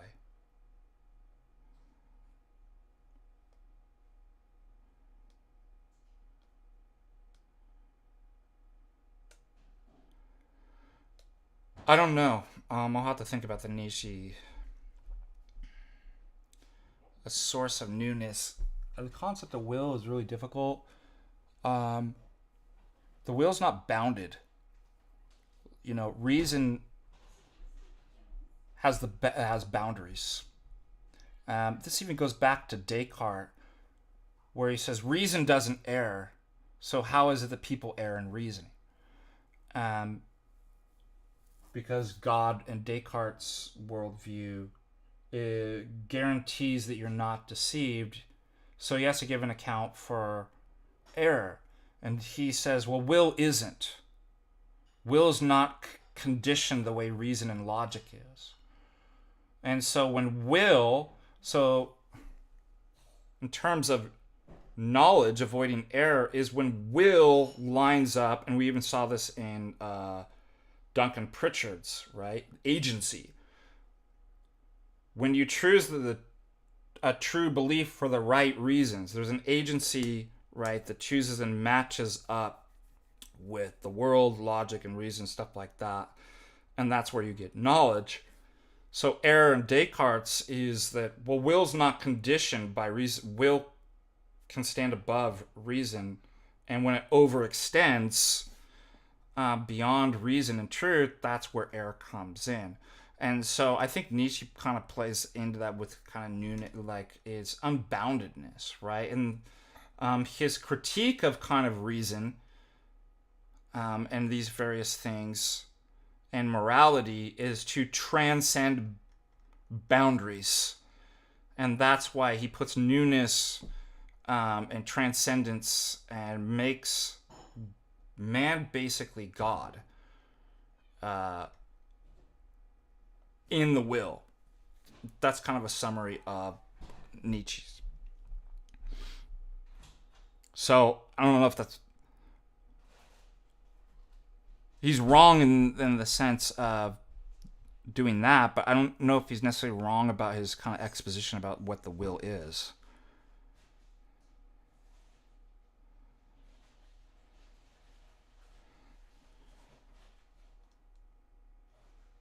Does that help? Let's look and see if we have any more super chats. We do. We do. Thank you. Brooks, thank you. Donates $10. Love listening to your Q&As during a frequent drive across. Nevada Desert. God bless you. In the Nevada Desert. Thank you for your support. Daniel J. Lemons donates $10. Could you go around monism as self-defeated for knowledge? Specifically, within Mormonism, they believe an eternal spirit intelligence comes from the same eternal matter. There's several different ways to. If everything reduces to one, then the distinction between knower and known, which is necessary for knowledge, collapses. I don't always quote Aquinas, but sometimes Aquinas gets stuff right. He says the road distinguo. In Latin, I distinguish. The road to knowledge, he says, is through distinctions. But if there is no distinctions in the world, if everything collapses into monism, there is no knowledge. Also, think about this. If I just take it back to the three fundamental laws of thought, after we build up from the law of identity, right? You get the law of exclude the middle, which is a real distinction in thought that then leads to, right? I cannot have truth or falsity predicated of propositions until I get number 2 and number 3, because we get the law of non-contradiction requires that monism is not true, that something either is or it isn't, and therefore it's, if you say that something both is and is not, it's false. So if monism's true, I don't even get truthity and truth and falsity. And if I don't have that, I don't have knowledge. Again, there's a collapse between knower and the thing known. Subject and object are required for knowledge. That's just. I also make a third argument that Trinity is a necessary condition for the possibility of knowledge. So in order for you to justify that knowledge exists, you have to obtain the necessary condition, which is for the possibility of knowledge, which is God. So that means I have two terms, right? The person in attempt to know, the subject, and then the object, which is the necessary condition for the possibility of knowledge, i.e. God. Now, they're an antithesis. Okay? God is uncreated infinite, is an uncreated infinite being. Unconditioned. Man is just the opposite. He's conditioned, he's finite being, and between two extremes, there's no proportion to link them. Now look at the mean proportional is personhood. Notice in knowledge itself, even in Pritchard, there's agency. So that implies personhood. So it's God is not just an infinite thing and man person. They're both persons. That's the relation. But what does person mean? What is something contained in personhood? Relation. Relation to other persons. I mean, even Aristotle knew that this was in man's nature.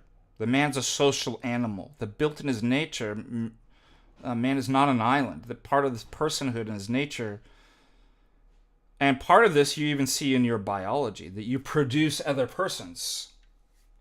And so, in order to obtain or relate, to have a relation, I have the mean proportional, which is, one of them is personhood. Now, if God's a person, he relates to another person intrinsically. He doesn't just become a person when he creates persons. He's a person eternally. Then it implies at least another relation to another eternal person. What's a dyad? Monad explains unity.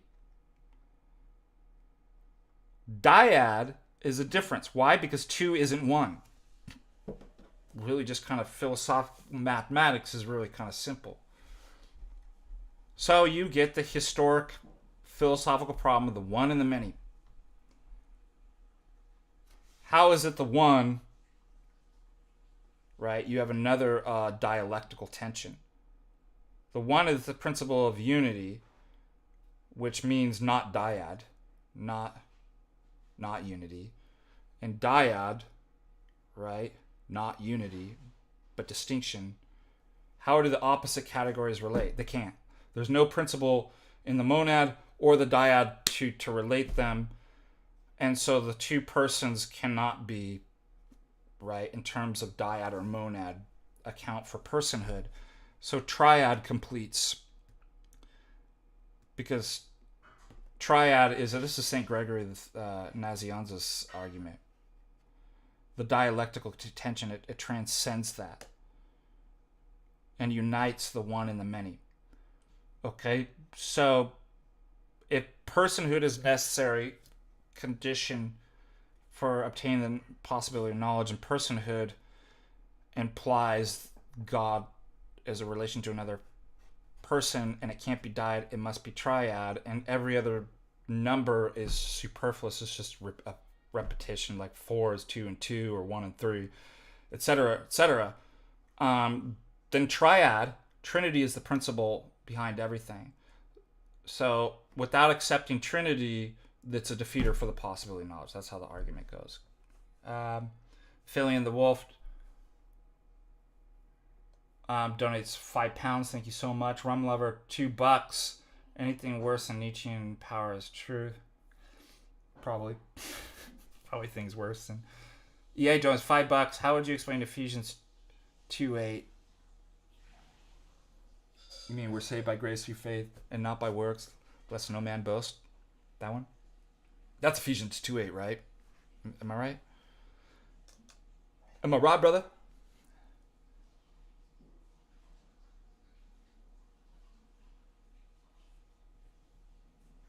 Okay, so here's how I explain it. Guess what? Faith, grace, works, saved, they all mean something different in Orthodoxy than Protestantism. So the pretended neutrality that words mean the same for everybody is incorrect. So what I'm going to do is I'm going to show you what those words mean in Orthodoxy. Salvation is not reducible to transactional juridical. Okay? Salvation is ontological. It's a changing of your very being and the restoration of your nature to become like God in the acquisition of virtues. Protestants don't have that because their doctrine of faith alone is premised, whether they realize it or not, on nominalism. This is why imputed righteousness, occasionalism, all these different philosophical errors are in that. So we don't mean the same thing by saved. Okay, it's not imputed righteousness. So that's the first thing. Salvation is an ontological change in the very being and nature of the human being to become like God, i.e. theosis. Number 2, we're saved by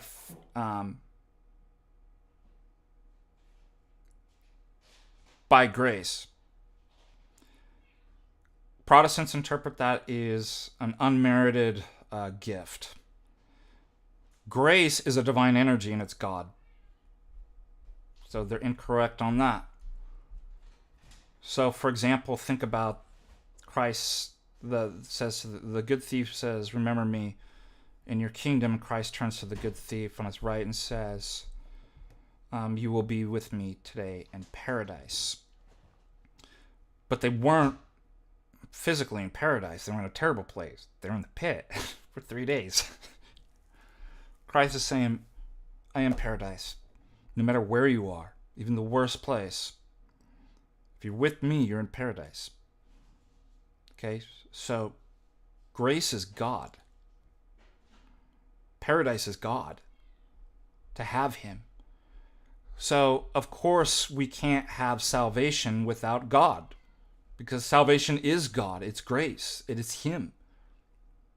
Protestants don't have that understanding. Faith is an action and work. Number 3. So they're incorrect on that. It is not mere fidelity and trust. It is certainly not an intellectual assent. It's an action. It's actual work. It's the difference between, as I always give the story of Father Russell, saying that the guy walking across with a wheelbarrow on a rope across Niagara Falls, and people were like, wow, and he walks backwards. He puts a pig in, and the pig's squealing and going, walks it backwards. And he says, do you believe that I can put one of you in there? And they say, I do. I trust you. Okay, who's going to volunteer? And nobody steps up because they didn't have faith. Faith is a concrete action. It's a work. Number two, Protestants' incorrect notion of faith and works. They believe this stupid line,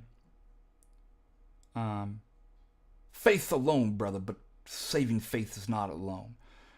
That works are simply an effect of true faith. But if you read in James there, it's both. And his faith was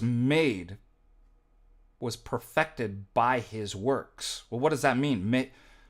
It means works aren't simply the effect. They're causative of one's faith. So that just destroys the Protestants' argument. Not only is faith a work, you work to have faith, and faith produces good works as well.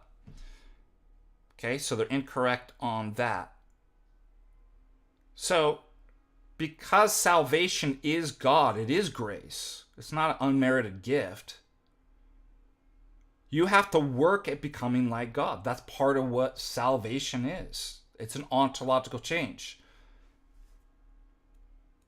Last point is that not by works, lest any man boast. What Ephesians 2:8 is basically saying, if salvation is becoming like God, and it's by grace, and grace is God, you can't be saved without God, because that is salvation, and you got to work at it. But if you separate that, because that's what salvation is, mere works apart from walking towards God and becoming like him is not salvation. It won't do anything. That's all Ephesians 2:8 means. Merits. So they already have a juridical mind. Of course we don't think like, well, I just add up enough merits and hopefully it balances my demerits and that's what merits my salvation. That's not what we mean. Works is actions that achieve virtue, that change you. So everything's wrong and they're misinterpreted. Do you see? All of that's conditioned by their nominalism and all their presuppositions of the reformers to read every single one of those verses wrong.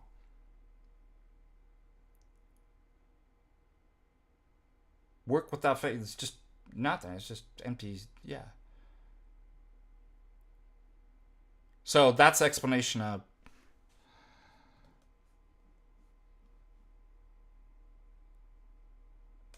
All right. I think we got some more super chats. Let me read them. Great questions, everybody. So thank you, EA. Zalmoxis 1999. Thank you. Oh, exegesis on Romans 5:19.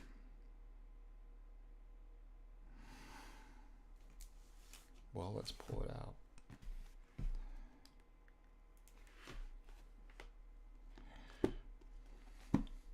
Would you open with me to your Bible? Romans 5:19.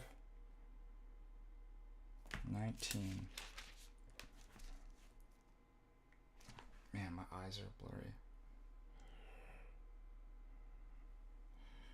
This is what happens when you don't get sleep.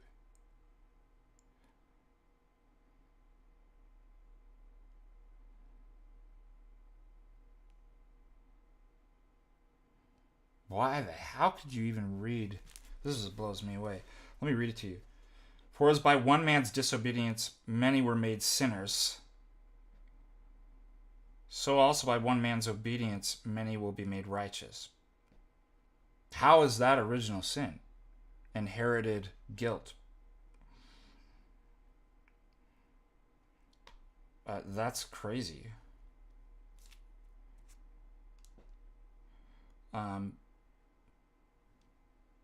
That means you've inherited sin, death, right? Disorder. Mentions nothing about imputed guilt. Like, so again, they read in, and all of this goes back to prior presuppositions of nominalism and occasionalism. So that's where you got to go. This is the problem, and I was bringing this up in the philosophy classes yesterday because people were asking, we were doing debate reviews and stuff like that, and people says, do you like political debate? I'm like, yes, and I mean, it depends on how they're done. One of the problems with politics, it's exactly like arguing with the Protestant. No matter what evidence or proof or data, facts you put in front of them, what do? They always just, the other side just reinterprets. It doesn't matter how obvious it is. Well, that's not what that means. Well, that candidate didn't do that. That's not what he... Well, why are they saying that?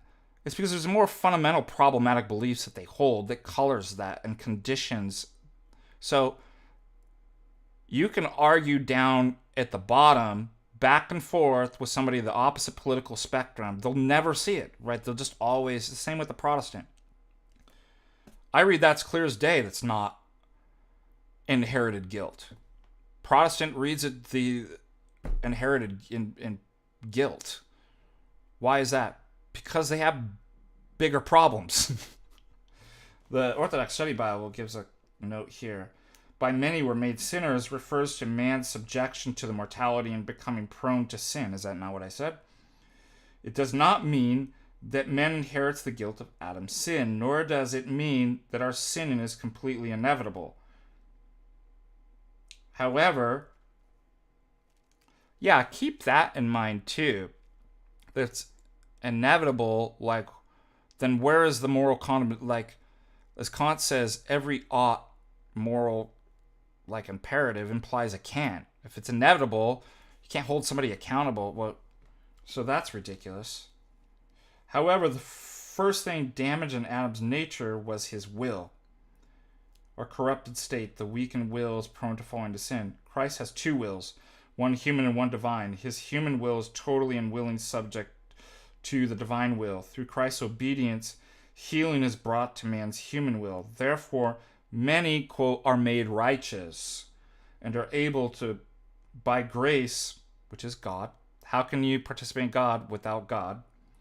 To participate in God's righteousness. Indeed, many saints become filled with the grace, divine energies, there again, that they will pass extensive periods of time without sinning, for they allow the healing process of Christ to fill them. So again, if you don't have the essence energies, if you don't have energies doctrine, you can't read that correctly. You have a complete... So thank you for a wonderful super chat there. And guess what? St. Paul was not a nominalist. Nominalism didn't exist. That's the death blow to Protestantism. All of it's premised, your entire reading of sola fide and sola scriptura and all these things is premised on nominalism, and that didn't exist in the times the apostles were writing. So congratulations, you're refuted. Yeah. Thank you. 499 exactly. Zalmoxis.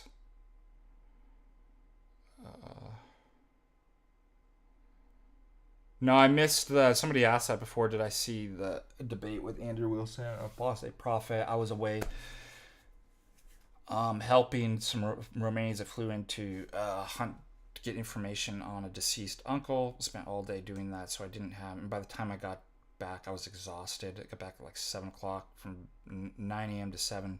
So I basically went to bed. Excellent questions.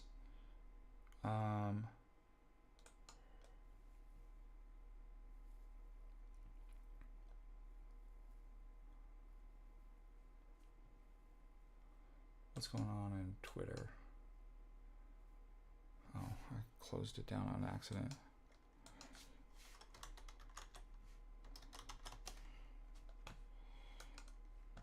on X.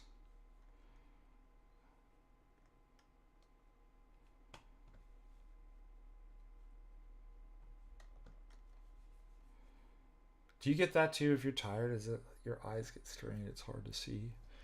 My eyes are already going, so. Blessed are those who believe, who cannot see.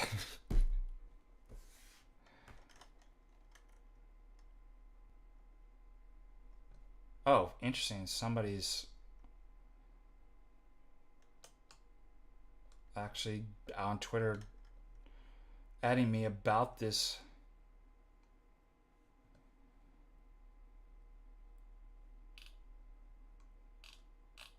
Exact. Was it me that they, or was it somebody? Oh no, it was just Redeemed Zoomer. Needgod.net.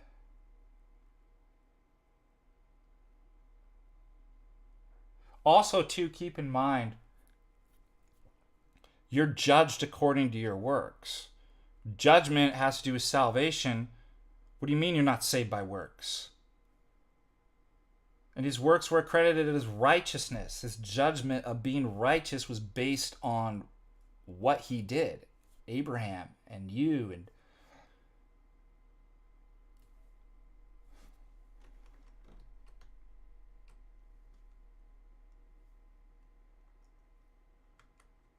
all right. Let me see what. There's a lot of spicy stuff on Twitter. I don't hold to coherence theory of truth.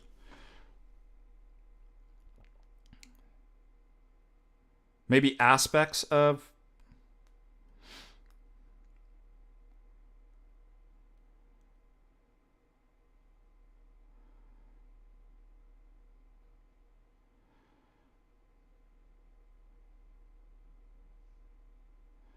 I feel sometimes I kind of approach this the way that I do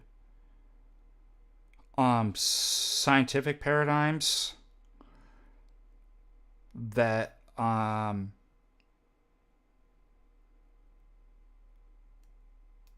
every scientific paradigm has anomalies and problems, but certainly some paradigms are preferred over others. Like there would be a reason why I would accept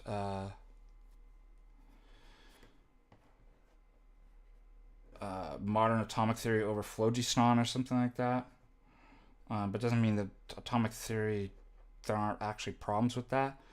It's in terms of epistemology and different theories, I kind of have that. Like I'm like, there's anomalies in each and every one.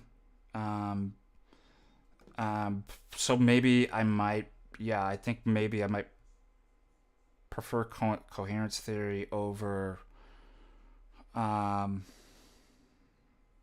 kind of verificationist theory of truth or something like that.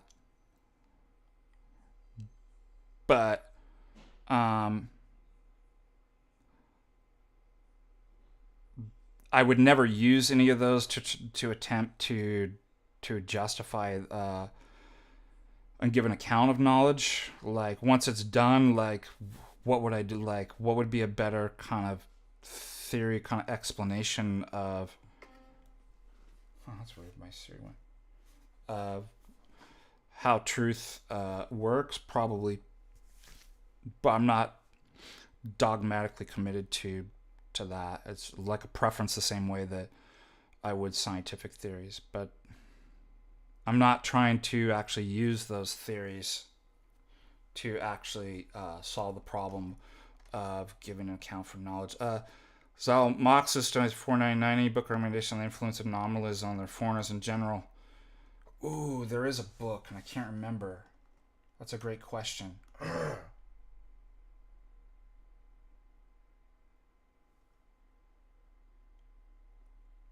There's a book I have, and I can't remember. Lord, give me the memory back.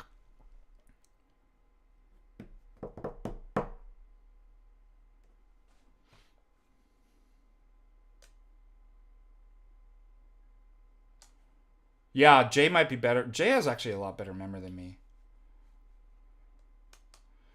That's where Jay and I differ. You ever want to know where Jay and I differ? I'll tell you. He's got a better memory than me. Wait, where am I? Who are you? Hello? Where am I? Oh. What is this? A computer? Ah. I feel like I'm getting old and... Where's my books? Ah.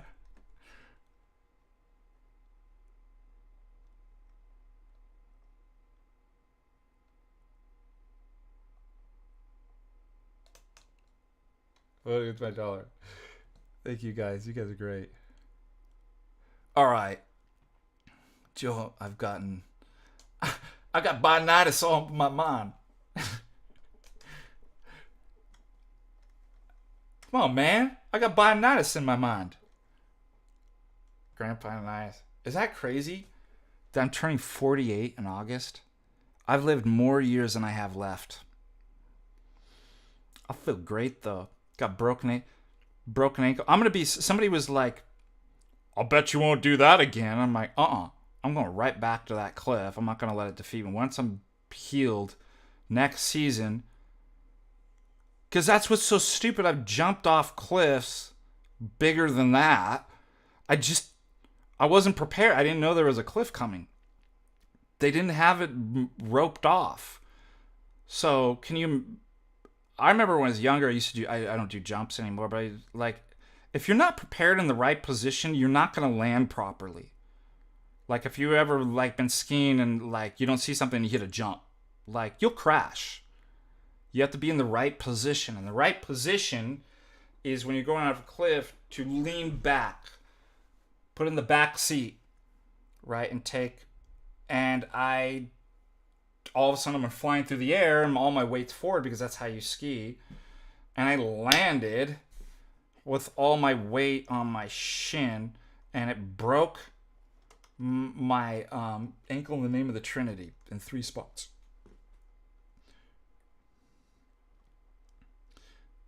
So, all I do now is watch these stupid reels on Facebook about guys jumping off cliffs and stuff. And I'm like, oh man,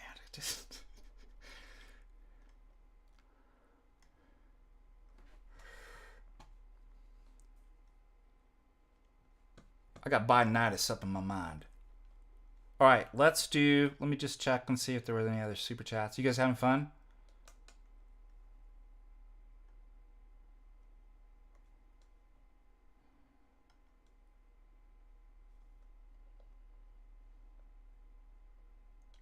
Let's go to X.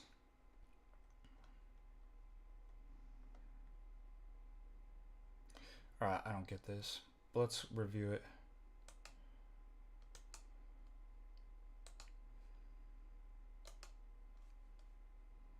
Ew! Gross. Solar Requiem. Who is this guy, by the way?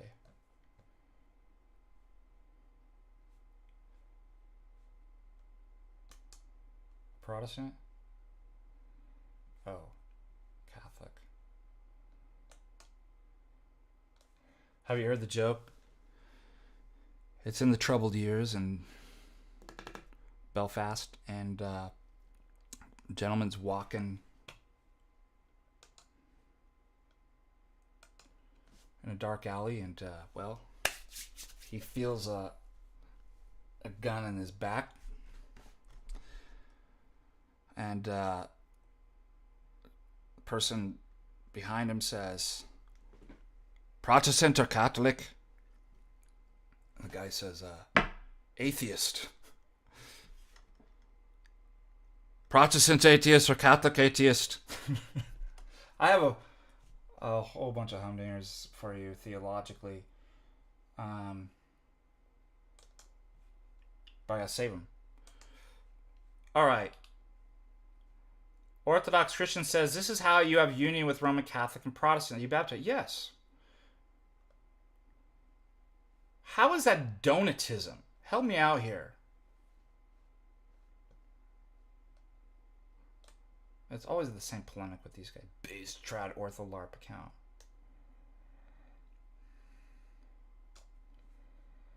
Should we see what's going on in the chat? I mean the comments.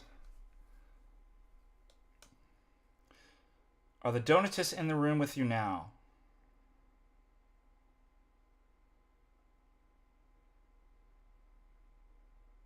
Does this guy even know what Donatism is? I don't get it.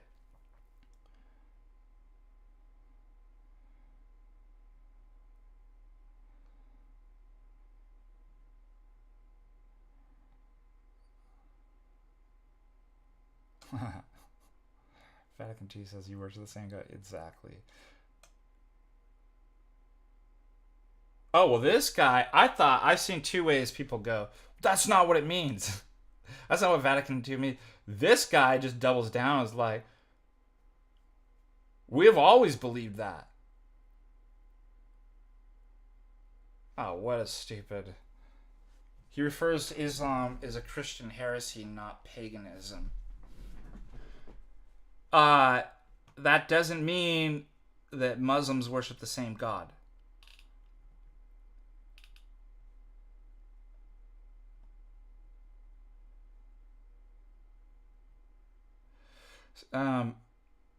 Milker, Dr. Taylor Marshall says Athanasius, St. Athanasius did not rebaptize repentant Arians and accepted repentant Arian bishops. St. Jerome held the same position. These guys just, they're literally stuck in algorithms and rule worshippers. That's their God. Lord have mercy. What is the Catholic God? Catholic God loves, the Papist God loves bootlickers and rule worshippers. None of the rules actually intrinsically mean anything. It's just a system of Platonic rules that have nothing to do with reality or healing people. And what do you do in the Papist system? You just follow the formulas and the rules, and you score all the points, and you win the game. The video game at the end of the world. The bishop has discernment when to apply. The bishop is not bound by formulas and math equations. That's what God you want. You want an abstract, capricious God, whimsical, who creates math formulas that don't mean anything or apply to reality or heal anybody, but just play the game and add up all the rules. There you go.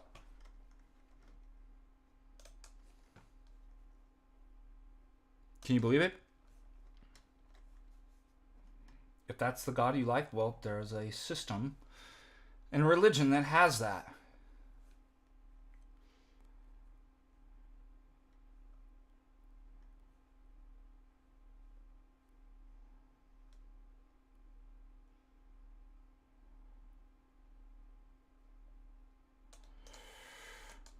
Oh, Christ, Lord, that's a good question. I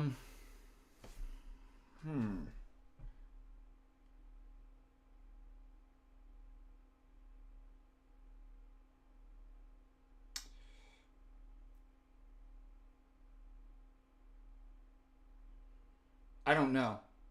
I mean, accidentalism is something that I worked out with Russ Mannion. There doesn't have to just be one way to present tag. So, I mean, it just depends. So, you know, there's reasons why I do what I do, how I present it. Notice also, I often present tag very different.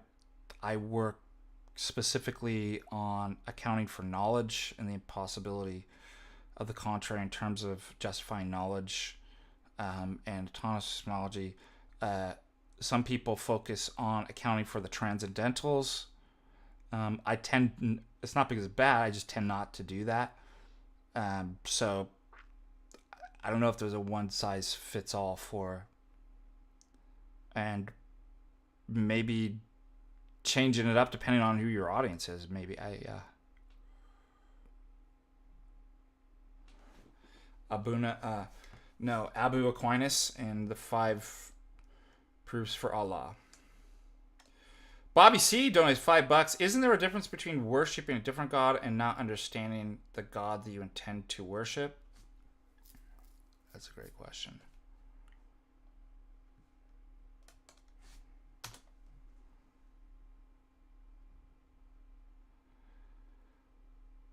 So there's two things to keep in mind.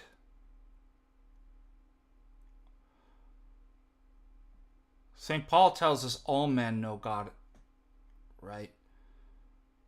And that means children, infants, and they know it in their heart, noetically.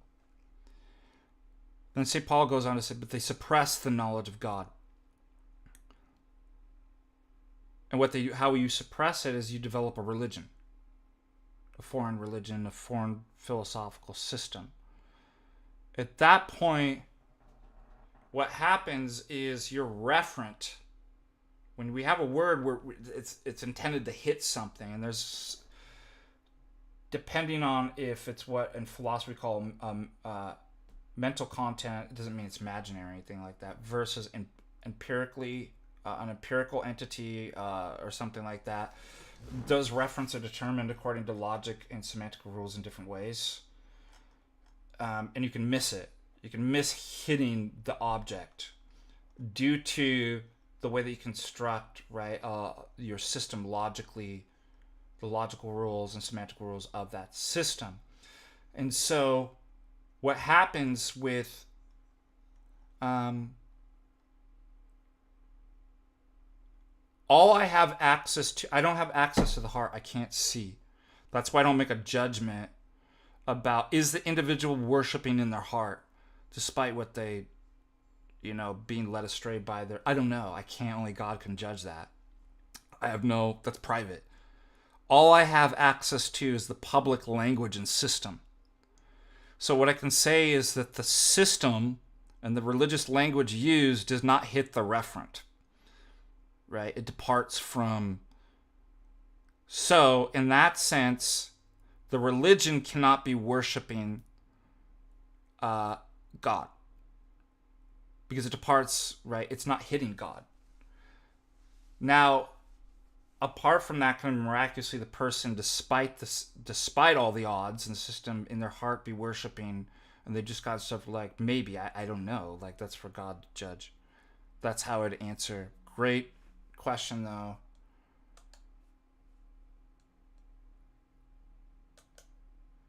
And then read my article on a critique of natural theology, and then also Garby's article on theistic fallacies.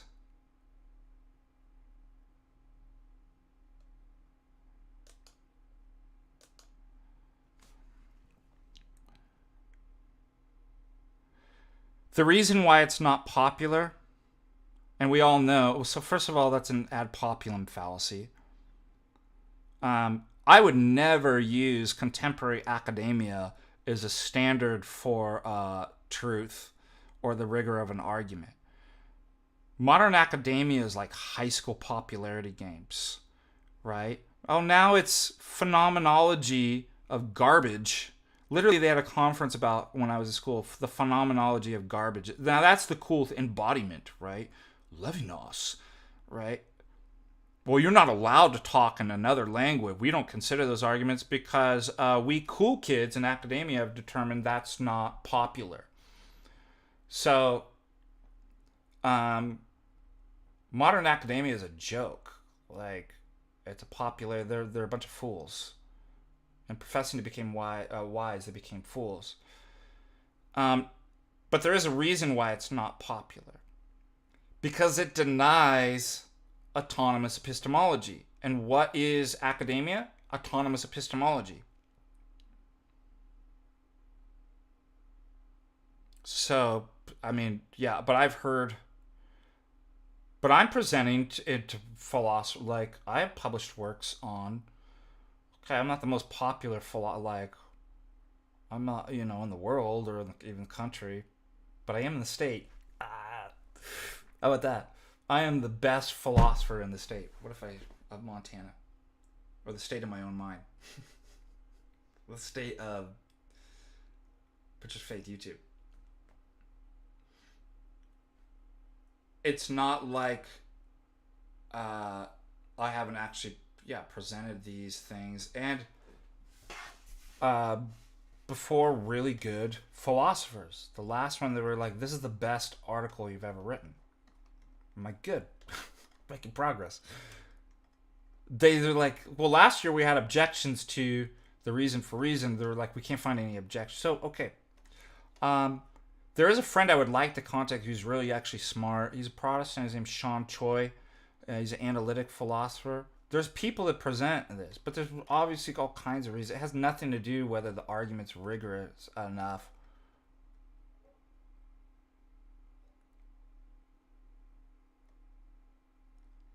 My students ask me that question, Chase. What's your favorite philosopher? I'm like, they're all wrong, every single one of them. Let's just start with that.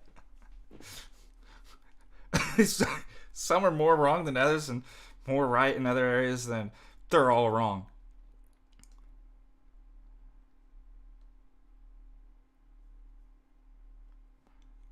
But it does. I mean, that's literally the paradigm. That's exactly what it does.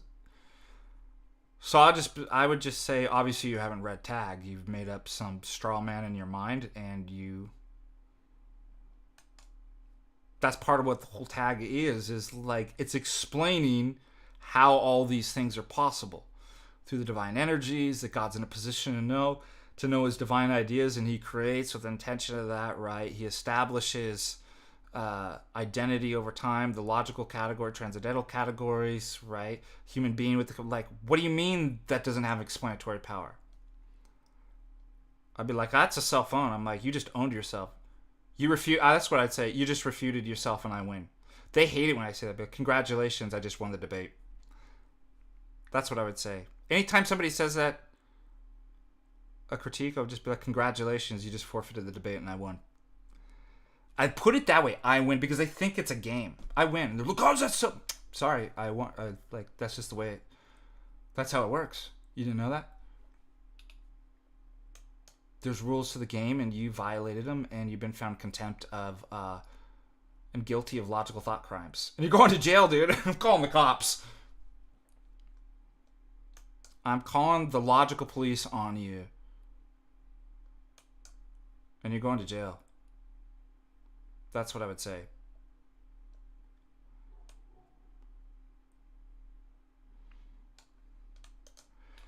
I'd say 3 strikes, you're out. You're going to logical jail with no, for life, no parole, possibility of parole. I'm sorry, you lost. You should have thought about before you said what you said. All right.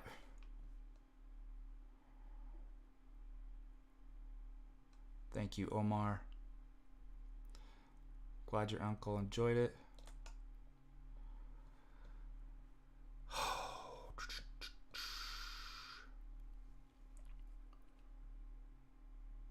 Bobby C. doing it too, but I'm thinking about Protestants primarily. Yeah, my answer would refer to Protestants as well.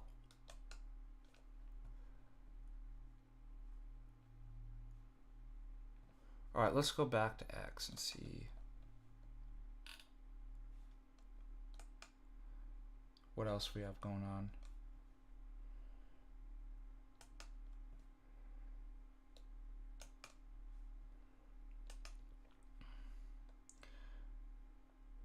Something was going on with this. I haven't even followed it. Somehow I'm tagged in this or something. Obviously, this person has been blocked for a reason. Well, I'll tell you what. Here's the principle of sufficient reasoning on display for you. I never block somebody for no reason, but there always is a reason. How about that? All right, what in the world? Okay, so this is more of Prime's heresy.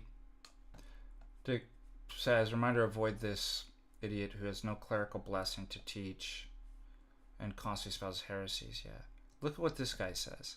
On Pascal was at St. Mary Roquefort, I explained in great detail to multiple people how we're going to use English in every American parish. Well, I'm glad we have the Pope Prime. He literally calls himself patriot. Like, what a fool. And not a fool for Christ, but the devil. And that means deporting most priests and bishops. Yeah, that sounds like papism, right? We're going to force English on everybody. And what are we going to have? One CIA-sponsored jurisdiction to rule them all in the United States. Where does he espouse this? Yeah, penal substitutionary atonement. So now these people are dialing this back that we have the video. Yeah, thank you, Dick. Is saying forcing is like a deport priests and bishops. He's constantly for your own salvation. Get off the internet. Like, don't post anymore.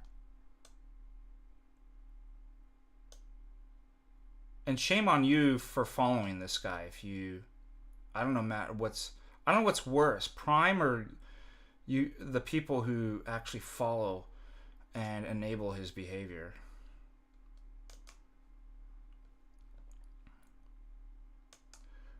So this guy he does not espouse to believe that Christ was damned. We have the video of it. And it'll be posted in here.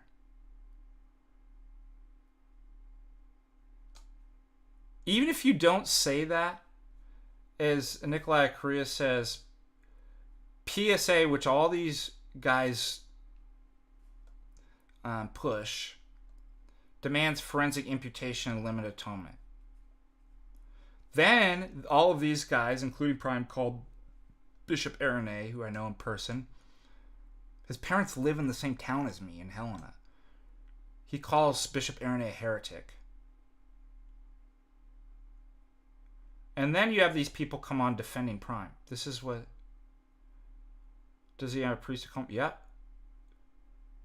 We have a letter from his priest condemning his behavior.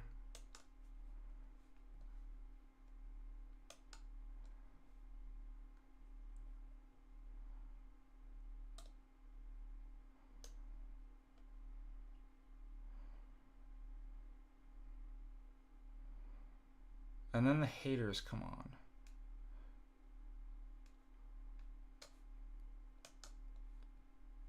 Well, I thought I was looking for...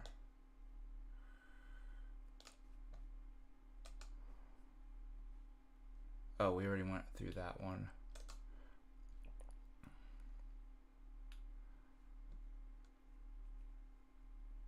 What is this guy? Of course, PSA demands. Are these people just historically illiterate?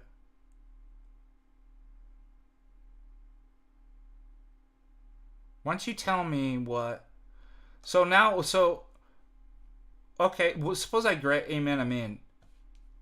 The reform... Oh, so you mean you're admitting you don't accept what the reformers... You actually create a new theory, right? An innovation. That's called heresy, so you lose...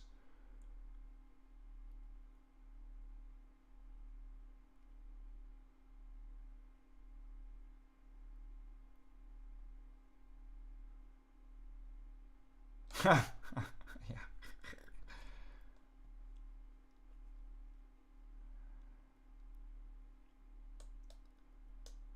Why are these people trying to push this so much? Again, we don't have any problem with the words atonement, substitutionary atonement.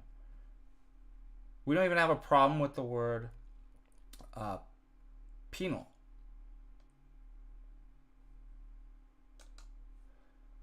What's in question is what you mean by those words. And when you put those three words together, penal substitutionary atonement, it means something that's not orthodox. So even if it didn't, why are you using that language? It's tied up. And why are you trying to resurrect ancient heresy and trying to make it work within orthodoxy? Using heretical language. Yeah, but if I change the meaning of it, see how... Why would somebody do that? Help me out here. That doesn't make any sense. I know those words are used by heretics. And those phrases. But if I go in and I change the meanings and give an ahistorical account of that, I can make it look orthodox. Why? Can somebody help me out in the chat? Why would somebody do that?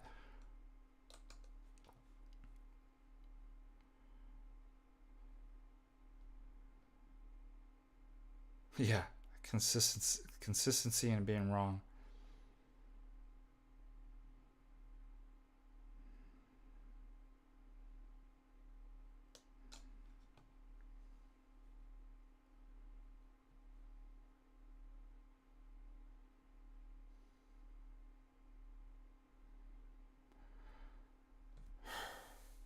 I think it comes out of pride. Again, like I said, this guy loves attention. That's why if you're following him and giving him attention, you're leading to his downfall. Like, pastoral, if I could give you any advice, be like, don't help people in their downfall. Help them. Pray for this gentleman, and he should get off the internet. So notice, how do you get attention? Well, in academia, you come up with something novel. What if I told you, here's a theory nobody's come up with? Okay, that's fine in secular academia and philosophy and something like that, but in orthodoxy, we have a name for that. It's called heresy. So what do they do to draw attention? Let me say something controversial. There's several people online that are like this. Say the most controversial thing to get attention, but it ends up confusing people and taking them down and out of orthodoxy. That's what's so tragic about. That's why it's like, please, help this man.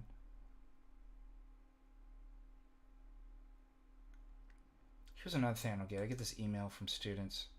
How many times do I have to, Lord, give me patience? Actually, that's a dangerous prayer.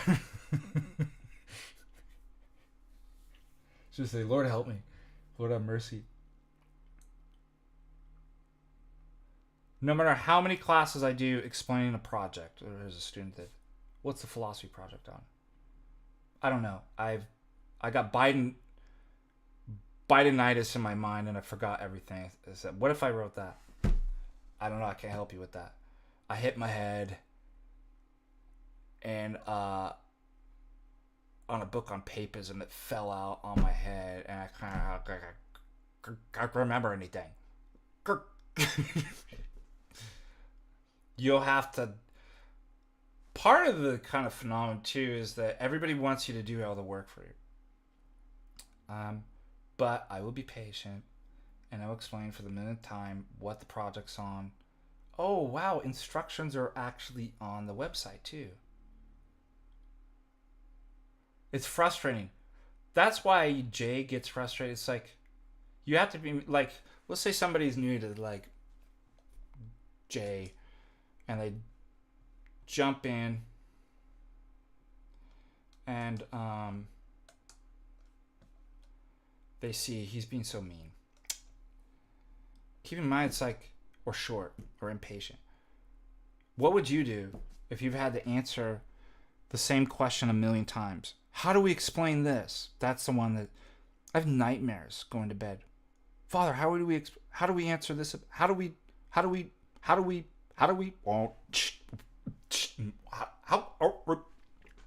Somebody should make some music on that. How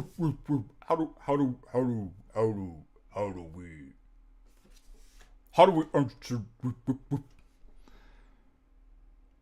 I don't understand what the assignment's on. I don't understand what the assignment's on. I don't understand what the assignment's on. Let me explain again and again. Again and again.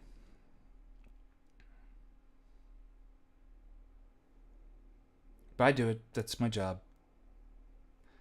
But don't get too upset with Jay that, it doesn't seem like he's... It's like, do you know how many times, and bad actors, or just the question over and over and over and over again, the same... How long have I been a deacon? 50 years.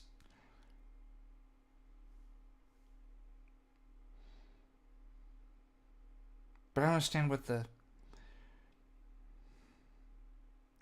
It's good for my salvation, isn't it?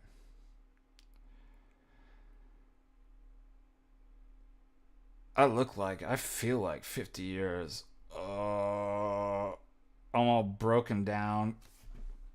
I'm on a wheelchair, Chase. What do you think? How long I've been in? I'm in a wheelchair in liturgy.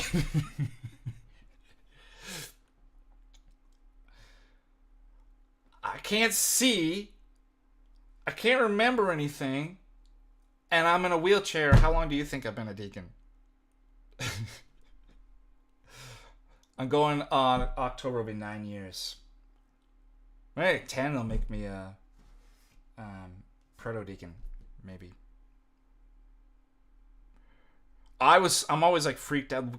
I got a wheel right in front of like that ikonostas. There's like 3 steps behind me. And I'm like, I could just imagine. Yeah, I put the brakes on, but I could imagine be like, oh,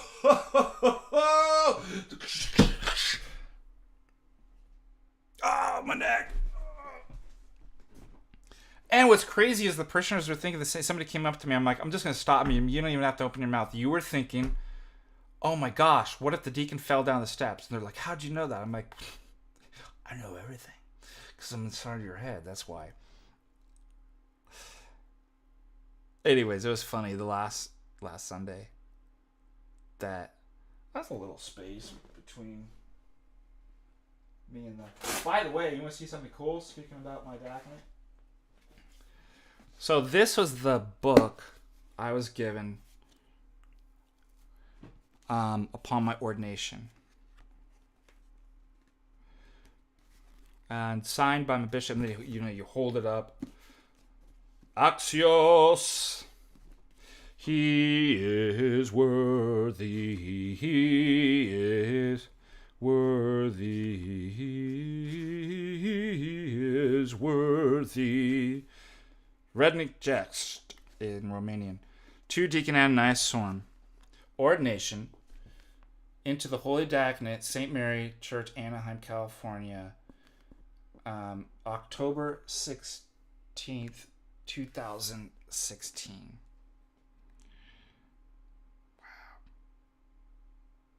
Wow. So in October, 9 years. Signed, Nathaniel, Archbishop.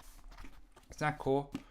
Now, I don't use this in the liturgy other than my pre-communion prayers are in this, and then because this is it's like the shortened version of, this is the one that I use because it fits nice into my cassock. But I'm sorry I don't have all 12 pre-communion prayers memorized yet. But I don't use this because it only has like 3 of them. This has like the canons before, the Psalms, and the 12 prayers. So I carry this with me. And also the entrance prayers, which I do. Basically, I have the entrance prayers memorized, but sometimes I might get distracted and lose my place. So, priests and bishops always say, like, hold your book with you in case you lose your place. You can look and go, okay, here is where I'm at. So let's put this. Oh no, I dropped it.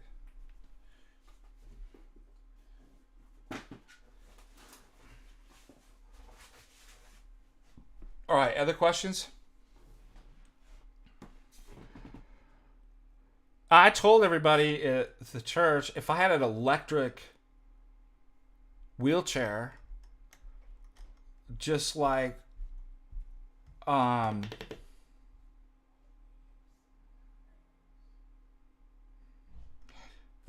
favorite physicist. Let's see if you can get this. Your favorite fake physicist that everybody just bought hook, line, and sinker, that he was a genius in astrophysics. Who is it? Come on. Yep. If I had a Stephen Hawking wheelchair, then I could be like, and do the sensor, right? Because then I wouldn't have to think about that. Think about how wild that would look. Yeah, I was trying to do like wheelies too, but it doesn't have good traction.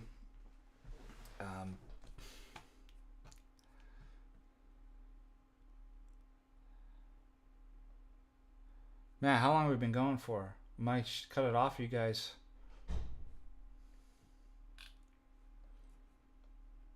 Eat some lunch pretty soon. Answer my student's question. I don't know. I don't know. I'm just going to stop you there. I want you to say that. I don't know. Good. Congratulations.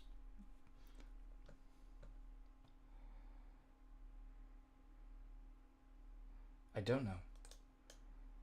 Well, I don't know either. I know what no.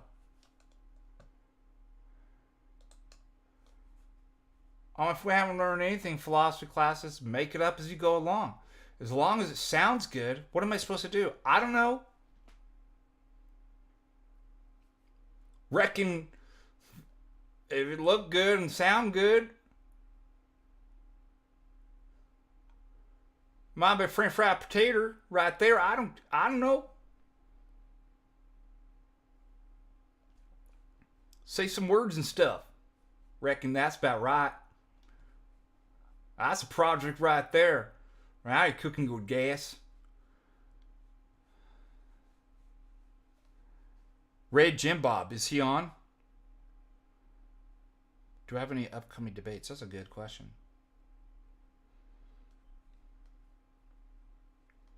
I haven't done a debate for a while, have I?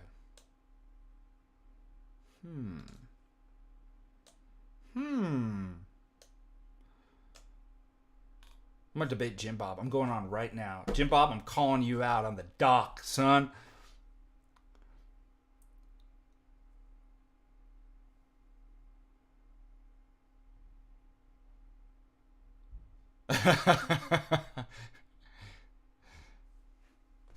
Okay. All right. Don't forget, Friday, catechesis class, Friday evening. Super excited about that. Super excited about drinking coffee. Super excited about papers. What's the project on? What if somebody did this? Here's my philosophy project.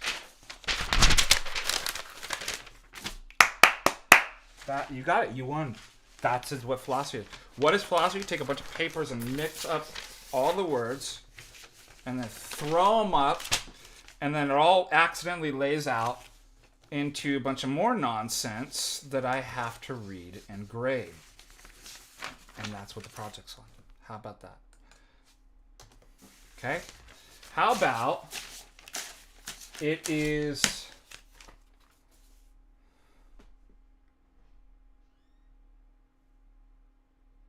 Oh, I have to write this email to the student. I'm trying to psych myself. I'm giving myself a pep rally in my own head.